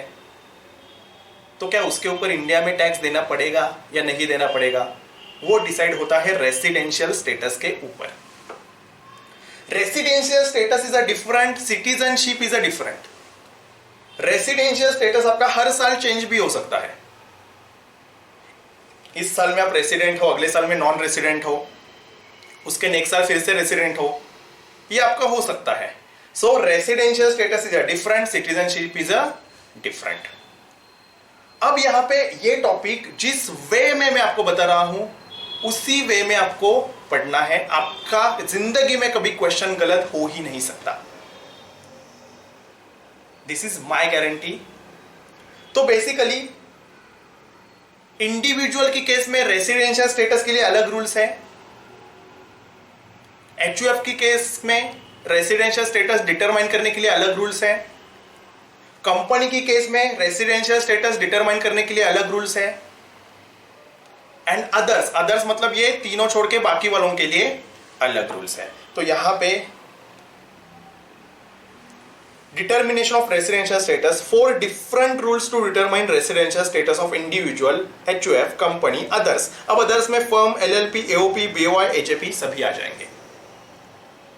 देखो रेसिडेंशियल स्टेटस में इंडिविजुअल के 3 रेसिडेंशियल स्टेटस हो सकते हैं। या तो वो आरओआर होगा, रेसिडेंट एंड ऑर्डिनरीली रेसिडेंट, या तो वो आरएनओआर होगा, resident but not ordinarily resident, या तो वो एनआर होगा, नॉन रेसिडेंट। हम डिटेल में देखेंगे। तो इंडिविजुअल की केस में 3 रेसिडेंशियल स्टेटस हो सकते हैं। एचयूएफ की केस में भी 3 रेसिडेंशियल स्टेटस एचयूएफ के हो सकते हैं, जो कि इंडिविजुअल जैसे ही है, आरओआर, आरएनओआर, एनआर। लेकिन ये दोनों छोड़ के बाकी वाली केस में ओनली 2 ही रेसिडेंशियल स्टेटस हो सकते हैं, या तो आर या तो NR. There is no any further bifurcation of ROR and RNOR. So पहला हम इंडिविजुअल की बात करेंगे, क्योंकि आपको मैक्सिमम क्वेश्चन इंडिविजुअल के रेसिडेंशियल स्टेटस के ऊपर ही आते हैं। एंड मुझे पता नहीं, समझ में नहीं आता, लेकिन ये टॉपिक भी स्टूडेंट को बहुत डिफिकल्ट लगता है। लेकिन इसके बाद कभी भी नहीं लगेगा, लेकिन जिस वे में मैं पढ़ रहा हूं उसी वे में याद रखने की कोशिश कीजिए। तो पहला हम पढ़ने वाले हैं इंडिविजुअल का रेसिडेंशियल स्टेटस। लेकिन उसके पहले मैं आपको टाइप्स ऑफ इनकम बताना चाहता हूं। पहली बात तो यह ध्यान रखी है कि रेसिडेंशियल स्टेटस ऑफ इंडिविजुअल में या तो इंडिविजुअल आरओआर हो सकता है, या आरएनओआर हो सकता है, या एनआर हो सकता है। अब ये आरओआर कब होगा, आरएनओआर कब होगा, एनआर कब होगा, देखेंगे ना हम डिटेल में। फर्स्ट इतना तो समझो इंडिविजुअल कौन कौन हो सकता है। टाइप्स ऑफ इनकम अभी मैं बात कर रहा हूं। एक होता है इंडियन इनकम, एक होता है फॉरेन इनकम। एक होता है इंडियन इनकम, एक होता है फॉरेन इनकम। अब what is the meaning of Indian income? जो इनकम या तो इंडिया में एक्रू हुआ है या रिसीव हुआ है, that is called Indian income. देखो मैंने इंडिया में काम किया लेकिन मुझे सैलरी मिली यूएस में, तो एक्रू तो इंडिया में हुआ है, it will be called as Indian income. मैंने काम किया था आउटसाइड इंडिया लेकिन सैलरी रिसीव हुई इंडिया में, तो received in India, it will also be called as Indian income. So या तो इंडिया में एक्रू हुआ है या तो इंडिया में रिसीव हुआ है, दोनों में से एक भी इंडिया में अगर होता है तो उसको बोलते हैं इंडियन इनकम। अगर दोनों भी इवेंट अगर बाहर हो रहे हैं तो आउट ऑफ इंडिया हो रहे हैं, तो मतलब एक्रू भी आउटसाइड इंडिया, रिसीव भी outside India, it will be called as foreign income. So पढ़ो इंडियन इनकम, इनकम एक्रू और रिसीव्ड इन इंडिया, दोनों में से एक इंडिया में हो रहा है तो इंडियन इनकम है, दोनों भी इंडिया में होता है तो बाय डिफॉल्ट इंडियन इनकम है ही। हाँ लेकिन एक्रू भी इंडिया में हो रहा है, received anywhere, Indian income, received in India, accrue anywhere, Indian income. हाँ लेकिन दोनों भी इवेंट बाहर हो रहे हैं तो फॉरेन इनकम। तो यहां पे आरओआर के हाथ में दुनिया के सारे इनकम टैक्सेबल हो जाएंगे, वेदर इंडियन इनकम और फॉरेन इनकम। आरओआर के हाथ में दुनिया के सारे इनकम टैक्सेबल हो जाएंगे, whether it is Indian income और फॉरेन इनकम। एनआर के हाथ में सिर्फ इंडियन इनकम टैक्सेबल हो जाएंगे, एनआर के हाथ में सिर्फ इंडियन इनकम टैक्सेबल हो जाएंगे। आरओआर दुनिया के सारे income, NR only Indian income. तो ये बीच में फंसता है आरएनओआर। आरएनओआर के हाथ में इंडियन इनकम टैक्सेबल होगा plus some foreign income taxable होगा। सारे फॉरेन इनकम नहीं, सम फॉरेन इनकम। इसका मतलब अगर मैं शॉर्ट में कहूं तो इंडियन इनकम, चाहे आप एनआर हो, चाहे आप आरएनओआर हो, चाहे आप आरओआर हो, टैक्सेबल तो होने ही वाला है। लेकिन आरओआर की दिक्कत तो देखो, इंडियन इनकम तो टैक्सेबल होगा ही, मतलब प्लस फॉरेन इनकम भी टैक्सेबल होगा। एनआर की केस में सिर्फ इंडियन इनकम टैक्सेबल होगा, आरएनओआर की केस में इंडियन प्लस सम फॉरेन। अब मैं आता हूं सम फॉरेन इनकम के ऊपर। What is the meaning of this some foreign income? अब ये जो आप चार्ट देख रहे हो ये किसी भी रेफरेंस बुक में नहीं मिलेगा, ये मेरा इन्वेंशन है। क्वेश्चन सॉल्व करते टाइम आपको बहुत आसानी होगी, यू विल रिमेंबर मी। तो जिस वे में मैं पढ़ा रहा हूं इसलिए तो मैं बोल रहा हूं, उसी वे में पढ़ने की कोशिश करो। ये इंडियन इनकम मतलब, ये फॉरेन इनकम मतलब, ये कहीं पे भी नहीं लिखा है, ये मैं आपको बता रहा हूं आसान करने के लिए। क्लियर? नेक्स्ट, अब बात करते हैं सम फॉरेन इनकम मतलब क्या। सम फॉरेन इनकम मतलब income accrued and received outside India. Some foreign income मतलब वो फॉरेन इनकम है ही। And what is the meaning of foreign income? जो बाहर एक्रू हुआ है, बाहर रिसीव हुआ है। कोई भी इंडिविजुअल असेसी रेसिडेंट है कि नॉन रेसिडेंट है, यह देखने के लिए हमें दो बेसिक कंडीशन में से एक कंडीशन फुलफिल करनी पड़ेगी। अगर दोनों में से एक बेसिक कंडीशन फुलफिल हो रही है तो वो कहलाएगा रेसिडेंट, अदरवाइज वो कहलाएगा नॉन रेसिडेंट। अब यहां पे फर्स्ट बेसिक कंडीशन हम पढ़ने जा रहे हैं जो कि लिखी है सेक्शन 6(1) में।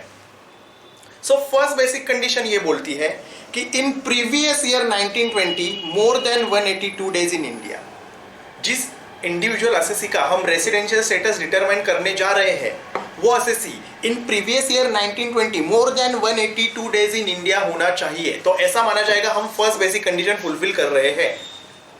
इसका ही मतलब अगर कोई इंडिविजुअल असेसी इंडिया में 182 डेज से ज्यादा नहीं था, इसका ही मतलब वो फर्स्ट बेसिक कंडीशन सेटिस्फाई नहीं कर रहा है। दोनों में से एक सेटिस्फाई होनी चाहिए। तो दूसरी बेसिक कंडीशन क्या बोलती है? इन प्रीवियस ईयर 60 डेज और मोर एंड 365 डेज और more in preceding 4 previous year just before previous year 1920। दूसरी बेसिक कंडीशन ये बोलती है कि असेसी प्रीवियस ईयर 1920 मतलब करंट प्रीवियस ईयर में एटलीस्ट 60 डेज और मोर होना चाहिए, एंड प्रीसीडिंग 4 प्रीवियस ईयर में 365 डेज और मोर होना चाहिए। एंड ऐसे दोनों में से कोई भी एक बेसिक कंडीशन हमें सेटिस्फाई करनी है, देन इंडिविजुअल असेसी कहलाएगा रेसिडेंट। अगर वो दोनों भी बेसिक कंडीशन सेटिस्फाई नहीं कर रहा है तो इंडिविजुअल असेसी कहलाएगा नॉन रेसिडेंट। क्लियर? नेक्स्ट, अब यहां पे ध्यान दो, दो सर्कमस्टेंसेस ऐसे हैं जहां पे आपको सिर्फ फर्स्ट बेसिक कंडीशन चेक करनी है, सेकेंड बेसिक कंडीशन चेक नहीं करनी है। दो बेसिक में से फर्स्ट बेसिक ही चेक करनी है, सेकेंड वाली मतलब 60 days in current previous year, 365 days और more in last 4 previous year, ये वाली कंडीशन चेक नहीं करनी है अगर आपकी केस उन दो सर्कमस्टेंसेस में आती है तो। यहां पे वैसे तो रूल क्या है, दोनों में से एक करनी है, लेकिन उसको दो एक्सेप्शन है, मतलब आपको कंपलसरी फर्स्ट ही करनी पड़ेगी। अगर फर्स्ट हो रही है तो ही वो रेसिडेंट कहलाएगा, अदरवाइज नॉन रेसिडेंट। यहां पे exception second condition not applicable, check only first. कौन सी केस में? Indian citizen who lives India during previous year for purpose of employment becoming member of crew of Indian ship. बोल तो दिया, Indian citizen जो India छोड़ रहा है during the previous year, for what? घूमने के लिए, फॉर पर्पज ऑफ एम्प्लॉयमेंट और to become a crew member of Indian ship. अब ये तो हो गई आम जिंदगी। अब थोड़ी सी मेंटोस वाली जिंदगी की बात करते हैं। उन्होंने बोल तो दिया, अब हम थोड़ा सा इसका पोस्टमार्टम करेंगे। पहली बात तो who is a Indian citizen. आप बोलोगे सर जिनके पास आधार कार्ड होता है वो इंडियन सिटीजन होता है, मेरे पास नहीं है आधार कार्ड, क्या मैं इंडियन सिटीजन नहीं हूं? सर जिनके पास पैन कार्ड होता है वो इंडियन सिटीजन होता है, मेरे पास पैन भी नहीं है, तो क्या मैं इंडियन सिटीजन नहीं हूं? सर जो इंडिया में पैदा हुआ वो इंडियन सिटीजन होता है। अरे भाई एंड्रू रसेल आईपीएल खेलने के लिए बीवी को लेके आया था, बीवी प्रेग्नेंट थी एंड एंड्रू रसेल को यहाँ पे ही बच्चा हो गया, क्या वो सिर्फ इंडिया में पैदा होते ही वो इंडियन सिटीजन बन जाएगा? फिर तो लोग बच्चा पैदा करने के लिए इंडिया आ जाएंगे। जोक्स अपार्ट, तो what is the meaning of Indian citizen? तो यहां पे आपके माँ बाप अगर इंडियन सिटीजन है तो आप भी हो जाओगे इंडियन सिटीजन। अब आपके माँ बाप कब इंडियन सिटीजन हो गए? जब उनके माँ बाप इंडियन सिटीजन थे। अब उनके माँ बाप कब इंडियन सिटीजन होंगे? तो उनके भी माँ बाप इंडियन सिटीजन थे। सो बेसिकली मैं आपको बोलना चाहता हूं, इंडियन सिटीजनशिप आपको या तो मिलती है बाय बर्थ या तो आपको मिलती है बाय रजिस्ट्रेशन। देखो आपके माँ बाप अगर सिटीजन होंगे इंडिया के तो आप भी कौन कहलाओगे? Indian citizen. अब आपके माँ बाप भी क्यों इंडियन सिटीजन कहलाए? क्योंकि उनके माँ बाप इंडियन सिटीजन थे, मतलब ये चलती आ रही है परंपरा। दूसरा होता है इंडियन सिटीजन बाय रजिस्ट्रेशन। दो एग्जांपल मैं आपको दूंगा। एक है दलाई लामा। दलाई लामा तिब्बत से आए हैं इंडिया में, तो उनको इंडियन की सिटीजनशिप के लिए अप्लाई किया था एंड उनको इंडियन सिटीजनशिप मिल भी गई। दूसरा एग्जांपल है अदनान सामी। सिंगर है अदनान सामी, आपको पता होगा। आपको यह बात पता नहीं होगी, उनको 29 इंस्ट्रूमेंट भी आते हैं बजाने, अदनान सामी को। एक और दूसरी बात बताता हूं, अदनान सामी एक ऐसा आदमी है जिन्होंने अपने उंगलियों का भी इंश्योरेंस निकलवाया है। उंगलियों का इंश्योरेंस, वो भी करोड़ में। तो एक तो सिटीजनशिप होती है। अब अदनान सामी ने भी सिटीजनशिप के लिए अप्लाई किया था एंड उनको भी इंडिया की सिटीजनशिप मिल गई।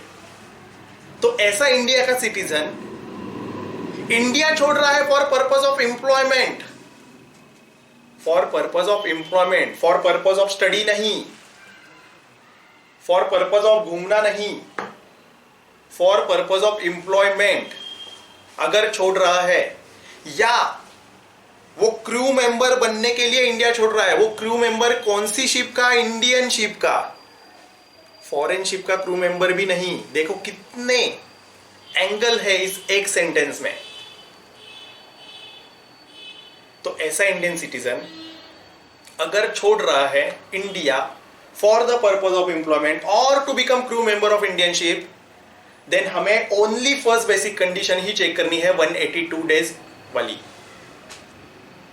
सेकेंड कंडीशन यहां पे देखनी ही नहीं है, लॉजिक में बाद में बताऊंगा। नेक्स्ट, सेकेंड एक्सेप्शन क्या है? इंडियन सिटीजन और person of Indian origin come to visit India during previous year.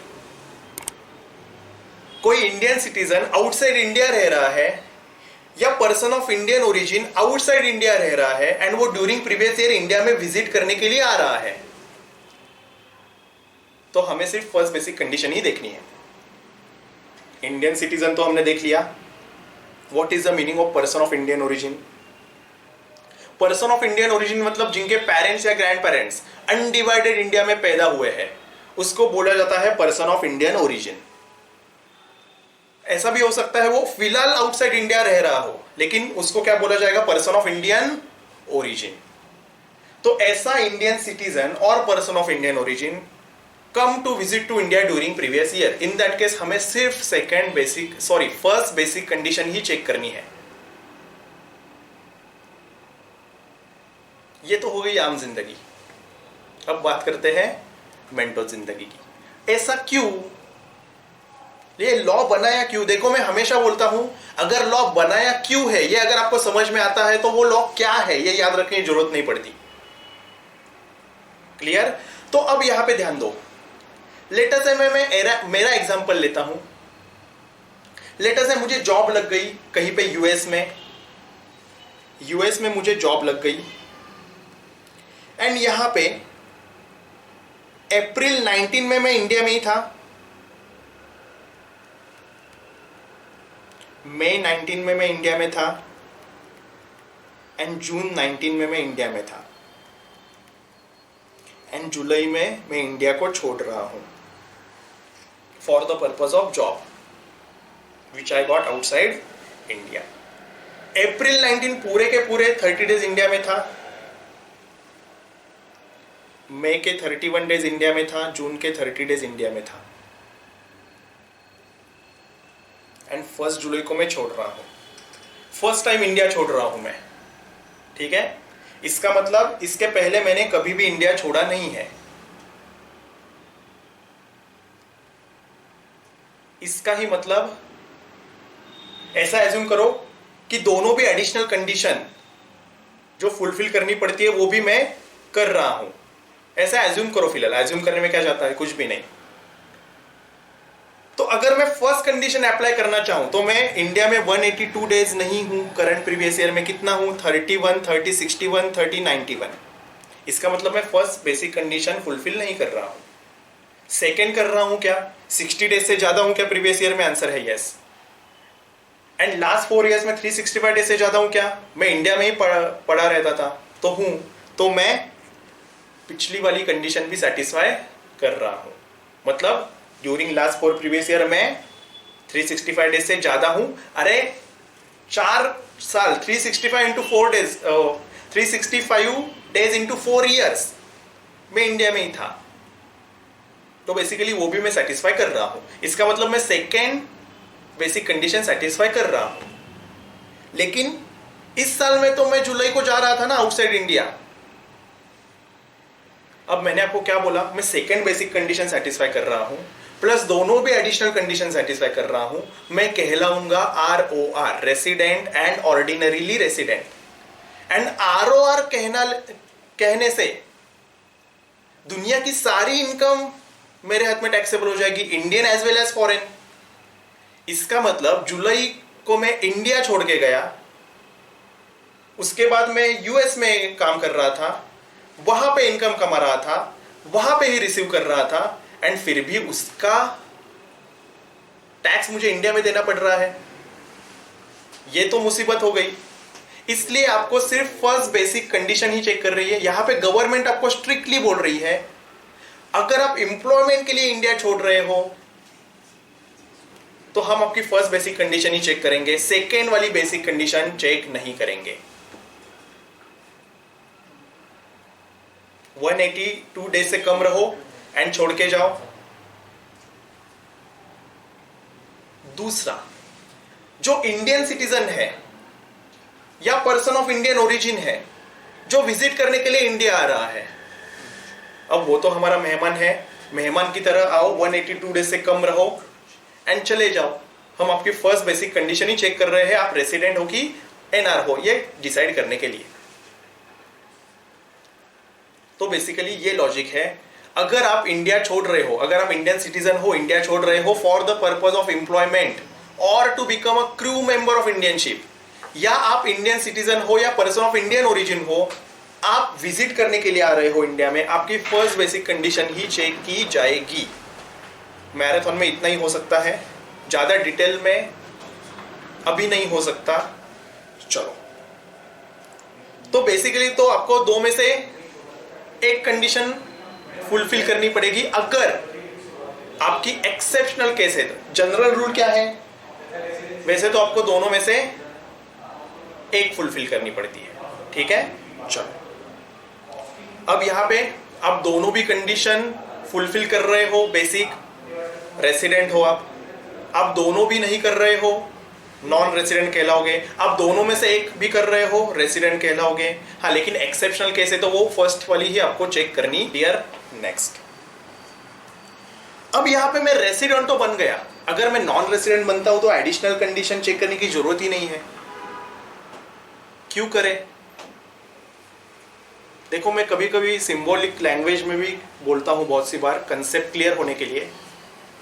अगर कुंडली ही मैच नहीं हो रही तो लड़की देखने क्यों जाए? सही बात है ना, वहां पे रिजेक्ट। वैसे अगर आप नॉन रेसिडेंट हो तो एडिशनल कंडीशन चेक ही क्यों करनी है कि वो आरओआर है कि आरएनआर है? दिखाई दे रहा है ना वो एनआर ही है। तो अगर आप रेसिडेंट बनते हो तो आपको फ्यूचर वाली कंडीशन चेक करनी पड़ेगी, एडिशनल कंडीशन। तो एडिशनल कंडीशन क्या है देखते हैं। एडिशनल कंडीशन आपको दोनों भी क्यूम्युलेटिवली सेटिस्फाई करनी पड़ेगी, दोनों भी करनी पड़ेगी, तो ही आप आरओआर कहलाओगे, अदरवाइज आप आरएनआर कहलाओगे। मतलब आप दोनों में से एक ही कंडीशन सेटिस्फाई कर रहे हो, मतलब एक नहीं कर रहे हो या दोनों भी नहीं कर रहे हो, तो आप क्या कहलाओगे? आरएनआर। तो पढ़ते हैं फर्स्ट एडिशनल कंडीशन क्या है। He oblique she should be resident in 2 previous year out of last 10 previous year just preceding current previous year. Out of last 10 previous year, ये प्रीवियस छोड़ के लास्ट 10 प्रीवियस ईयर में at least 2 times वो resident चाहिए, तो ऐसा माना जाएगा वो फर्स्ट एडिशनल कंडीशन सेटिस्फाई कर रहा है। अब वो रेसिडेंट है कि नहीं ये कैसा डिसाइड करेंगे? फिर से बेसिक कंडीशन अप्लाई करके। ठीक है, एक और बात देखो, जो एक्सेप्शन था ना वो बेसिक कंडीशन के लिए था। एडिशनल कंडीशन के जो आउट ऑफ 10 2 इयर्स का रेसिडेंशियल स्टेटस आपको डिटरमाइन करना है ना, उसके लिए वो वाला एक्सेप्शन नहीं है। वहां पे दोनों भी बेसिक कंडीशन देखने। It's a very deep point. ठीक है, जाने दो, सीए में इंटर लेवल के ऊपर इतना डिटेल में नहीं आता, लेकिन knowledge point of view I discussed it. So पहली एडिशनल कंडीशन ये है कि out of last 10 previous years आप एटलीस्ट 2 टाइम्स रेसिडेंट होने चाहिए। Sir out of last 10 years में 1 ईयर ही रेसिडेंट था, इसका ही मतलब आप एडिशनल कंडीशन फर्स्ट वाली फुलफिल नहीं कर रहे हो, आप आरएनआर कहलाओगे। सिंपल। दूसरा, अब दूसरी एडिशनल कंडीशन देखते हैं। He she must be in India for 730 days और more during 7 previous year just preceding current previous year. वो इंडिविजुअल असेसी लास्ट 7 ईयर्स में, मतलब ये प्रीवियस ईयर छोड़ के लास्ट 7 ईयर्स में 730 से ज्यादा दिन इंडिया में होना चाहिए। 730 डेज होगा तो भी ऐसा माना जाएगा वो एडिशनल कंडीशन फुलफिल कर रहा है, सेकेंड वाली। एंड ऐसे बेसिक में से एक प्लस 2 एडिशनल कंडीशन आप फुलफिल कर रहे हो, आप कहलाओगे आरओआर। आप बेसिक तो कर रहे हो लेकिन एडिशनल नहीं कर रहे हो, दोनों भी नहीं कर रहे हो या एक नहीं कर रहे हो, आप कहलाओगे आरएनआर। अगर आप दोनों में से एक भी बेसिक कंडीशन नहीं फुलफिल कर रहे हो, एनआर। एंड ऐसा आरओआर के हाथ में दुनिया के सारे इनकम टैक्सेबल हो जाएंगे। अगर आप एनआर होते हो तो सिर्फ इंडियन इनकम टैक्सेबल हो जाएंगे, अगर आप आरएनआर होते हो तो Indian plus some foreign income taxable हो जाएंगे। क्लियर बात? नेक्स्ट। अब यहां पे इस रेसिडेंशियल स्टेटस ऑफ इंडिविजुअल के ऊपर ही आपके मॉड्यूल में ज्यादा क्वेश्चंस होंगे। अब ये तो इंडिविजुअल का पार्ट एंड हो गया। अब हम आते हैं रेसिडेंशियल स्टेटस ऑफ एचयूएफ के ऊपर। एचयूएफ में भी या तो एचयूएफ आरओआर हो सकती है, या तो एचयूएफ आरएनआर हो सकती है, या तो एचयूएफ एनआर हो सकती है, लेकिन यहां पे रूल्स डिफरेंट है। देखो, एचयूएफ का कंट्रोल मैनेजमेंट होल्ली और पार्टली इन इंडिया होगा। एचयूएफ का कंट्रोल मैनेजमेंट होल्ली और पार्टली इन इंडिया होगा, तो वो एचयूएफ कहलाएगा रेसिडेंट। इसका ही मतलब पार्टली भी इंडिया होगा तो भी रेसिडेंट। इसका ही मतलब एचयूएफ का control management wholly outside India होगा तो एचयूएफ होगा नॉन रेसिडेंट। अगर एचयूएफ नॉन रेसिडेंट है तो एचयूएफ आरओआर है कि आरएनआर है जाने की जरूरत ही नहीं है। हाँ, लेकिन एचयूएफ रेसिडेंट है, इसका मतलब कंट्रोल और मैनेजमेंट पार्टली और होल्ली इन इंडिया है, तो हमें यह भी देखना पड़ेगा कि एचयूएफ आरओआर है कि आरएनआर है। एचयूएफ आरओआर है कि आरएनआर है, इसके लिए हम कर्ता की एडिशनल कंडीशंस देखेंगे। अगर कर्ता एडिशनल कंडीशन सेटिस्फाई कर रहा है तो ऐसा माना जाएगा एचयूएफ आरओआर है। अगर कर्ता एडिशनल कंडीशन सेटिस्फाई नहीं कर रहा है, दोनों भी क्यूमुलेटिवली, तो ऐसा माना जाएगा एचयूएफ एन आरएनआर है। क्लियर? नेक्स्ट।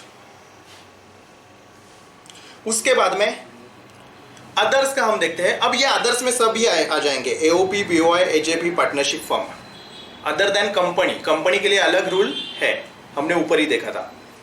तो अदर में अब यहाँ पे दो ही बाइफर्केशन होंगे, या तो वो रेसिडेंट हो सकते हैं या तो नॉन रेसिडेंट हो सकते हैं। तो यहाँ पे सिंपल रूल है, जो एचयूएफ का रूल था ना आरएनआर डिसाइड करने के लिए, यही यहाँ पे है। कंट्रोल और management wholly partly in India, resident. Control management wholly outside India, non resident. Clear? Next, उसके बाद में following income will be consider as deemed to be accrue in India. ये जो फॉलोइंग इनकम दिए हैं इसको ऐसा माना जाएगा ये deemed to be accrue in India है, deemed to be accrue in India. कौन से?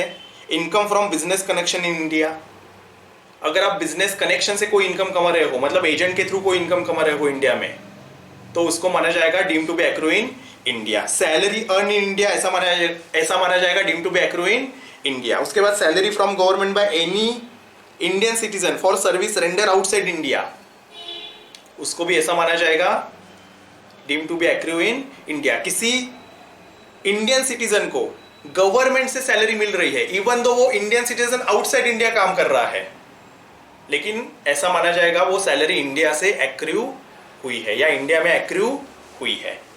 उसके बाद में income from interest, royalty, technical fees accrued in India. अगर आपको इंडिया में काम करने के लिए इंटरेस्ट, रॉयल्टी, टेक्निकल फीस मिलती है तो ऐसा माना जाएगा वो इंडिया में एक्रू हुआ है।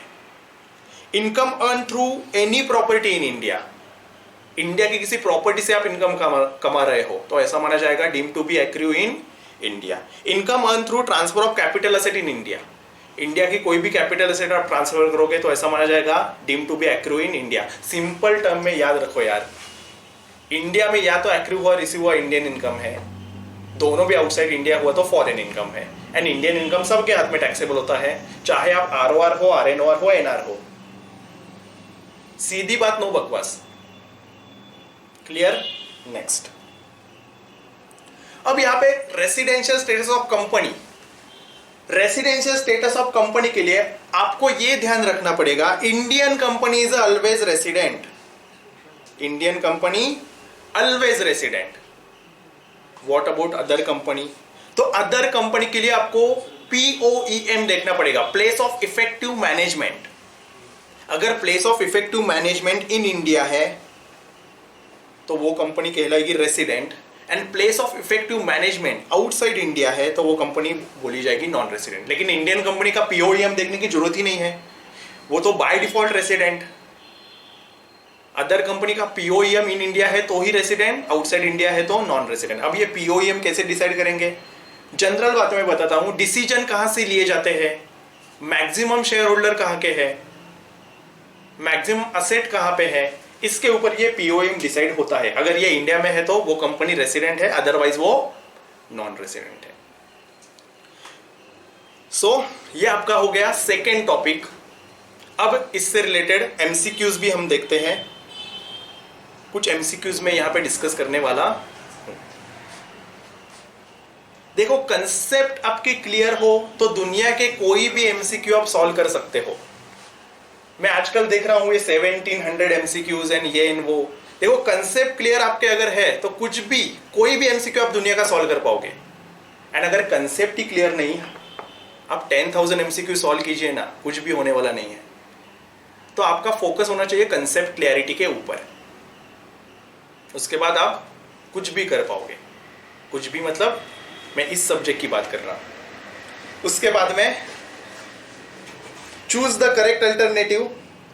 The incidence of taxation depends on residential status of assessee. India में आप कौन सा इनकम आपका टैक्सेबल होने वाला है, आपके रेसिडेंशियल स्टेटस के ऊपर डिटरमाइन होता है, आपके सिटीजनशिप के ऊपर नहीं। ठीक है? Next, income accruing in Sri Lanka and received there is taxable in India in case of ROR. देखो, श्रीलंका में इनकम एक्रू हुआ, रिसीव हुआ, इसका मतलब ये फॉरेन इनकम है। अगर मैं मेरी लैंग्वेज में कहूं तो फॉरेन इनकम आरओआर के हाथ में ही टैक्सेबल होता है। सम फॉरेन इनकम आरएनआर के हाथ में होता है, लेकिन ये वो वाली केस नहीं है। इसका ना तो कंट्रोल इंडिया से हो रहा है, ना तो प्रोफेशन सेटअप इन इंडिया है, तो ये आरओआर के हाथ में ही टैक्सेबल होगा। A person is said to be a person of Indian origin। Person of Indian origin किसको बोलेंगे? या उसके पेरेंट्स या ग्रैंड पेरेंट्स या वो खुद अनडिवाइडेड इंडिया में पैदा हुए हैं। अनडिवाइडेड इंडिया मतलब क्या? इंडिया पाकिस्तान बांग्लादेश होने से पहले वाला जो इंडिया था वो वाला इंडिया। चलो, any individual is said to be a resident in India in the previous year in which February month has 29 days. He is in India in that year for a period of 182 days or more. देखो, February में 29 days भी हो leap year, फिर भी आपको first वाली basic condition 182 days और मोर वाली ही चेक करनी है। उसको 183 डेज नहीं हो जाएंगे फेब्रुवरी में 29 डेज होने से। Clear? Income received in India in the previous year is taxable in the hands of all assessees. Income received क्या इंडिया में, इसका मतलब वो इंडियन इनकम है। इंडियन इनकम सारे असेसिस के हाथ में टैक्सेबल होता है, वेदर आर एन और whether N R. Next, total income of a person is determined on the basis of residential status. Repeated question. Salary payable for the rest period or leave period which is preceded and succeeded by the period during which service were rendered in India and forms part of the service contract of employment. देखो, leave period के लिए कोई salary मिल रही है लेकिन service India में render की थी, वो तो इंडियन इनकम बन गया। देन उसको माना जाएगा डीम टू बी एक्रू और अराइज इन इंडिया। देखो, इंडिया से कोई भी इनकम हो, इंडियन इनकम सबके हाथ में टैक्सेबल। अब इसका कोई भी परम्यूटेशन कॉम्बिनेशन करके और एमसीक्यूज में बनवा सकता हूं, लेकिन उसकी कोई जरूरत नहीं है। Do smart work. An individual being foreign national है, came to India first time during the previous year 1920 on 1/1/2020 for 200 days. His residential status for the previous year 1920। ये देखो, पहली बात तो ये फॉरेन नेशनल है, इंडिया विजिट करने के लिए फर्स्ट टाइम आ रहा है, एंड 1/1/20 को आ रहा है। फर्स्ट टाइम आ रहा है, 1/1/20 को आ रहा है। इसका ही मतलब करंट प्रीवियस ईयर 1920 में वो कितने दिन था? ओनली जन फेब मार्च, अप्रोक्सीमेटली 90 डेज। ना तो वो फर्स्ट बेसिक कंडीशन फुलफिल कर रहा है, ना तो वो सेकंड बेसिक कंडीशन फुलफिल कर रहा है, क्योंकि पिछले 4 साल में वो 365 डेज का एक भी दिन नहीं था। फर्स्ट टाइम ही आ रहा है ड्यूरिंग दिस प्रीवियस ईयर, तो यहां पे वो नॉन रेसिडेंट हो जाएगा। ये आपको कंफ्यूज करने के लिए दिया है। 1/1/20 को आ रहा है, 200 डेज रह रहा है, लेकिन करंट प्रीवियस ईयर कहां पे एंड हो रहा है? 31 मार्च 20 को। वहां तक के ही दिन हम लेंगे, उसके आगे वाले दिन नेक्स्ट प्रीवियस ईयर में जाएंगे। तो ये आपको कंफ्यूज करने के लिए दिया है, लेकिन आपने कंफ्यूज नहीं होना है। House property located outside India, अगर हाउस प्रॉपर्टी लोकेटेड है आउटसाइड इंडिया, उससे अगर कुछ इनकम आप आउटसाइड इंडिया ही रिसीव करते हो तो आरओआर के हाथ में तो टैक्सेबल होगा, क्योंकि आरओआर के हाथ में सभी इनकम टैक्सेबल होते हैं। When Mr. Balu paid royalty to Dr. Peter of Sweden for use know-how in India, India में know-how यूज करने के लिए रॉयल्टी पे हो रही है, deemed to be accrue in India. Next, Miss Jyoti, age 23, got married and left India to join her husband in the United Kingdom on 10/6/19. She had never left India earlier. सुनो, interesting case है। Miss Jyoti, जिसकी age है 23, got married and left India to join her husband in the United Kingdom on 10/6/19। 10 जून 19 को India छोड़ रही है, शादी की। कहाँ पे जा रही है वो? United kingdom. अच्छी बात है। तो बेसिकली 10/6/19 को वो इंडिया छोड़ रही है, शादी की इसलिए छोड़ रही है। इसका ही मतलब वो for the purpose of employment नहीं छोड़ रही है। अगर for the purpose of employment वो इंडिया छोड़ रही होती तो हम सिर्फ फर्स्ट बेसिक कंडीशन चेक करते। यहां पे वो शादी कर रही है इसलिए इंडिया छोड़ रही है, then we have to check both the basic conditions and not only first. And यहां पे वो आगे भी लिखते हैं, she had never left India earlier. इसके पहले उन्होंने कभी भी इंडिया नहीं छोड़ी है।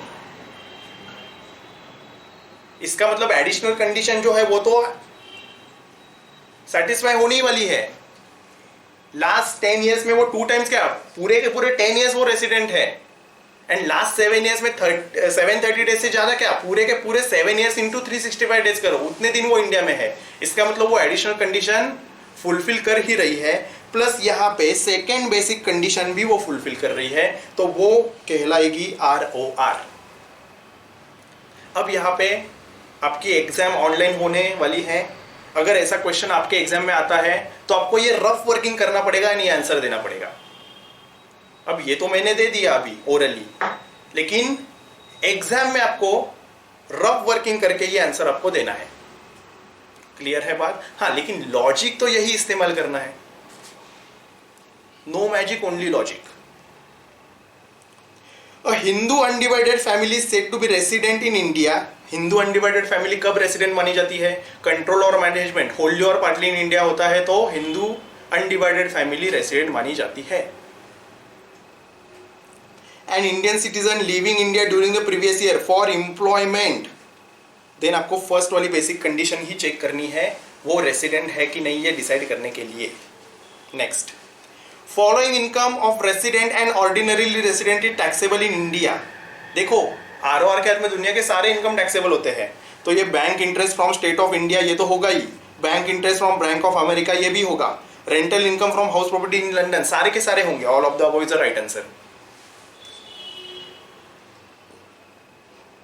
नेक्स्ट, इफ सैंडी यानी मैं, if Sandy has a stayed in India in the previous year 1920 for 181 days. Sandy कितने दिन था 1920 में इन इंडिया? 181 डेज, इसका मतलब less than 182। And he is a non resident in 9 out of 10 years.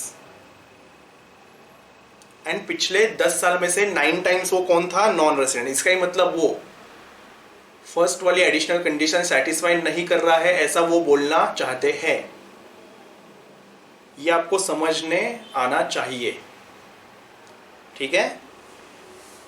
अगर एक भी एडिशनल कंडीशन चेक नहीं हो रही है, सेटिस्फाई नहीं हो रही है, तो एक तो बात तय है, या तो वो RNOR होने वाला है या तो NR होने वाला है। ROR तो नहीं होने वाला है, ठीक है?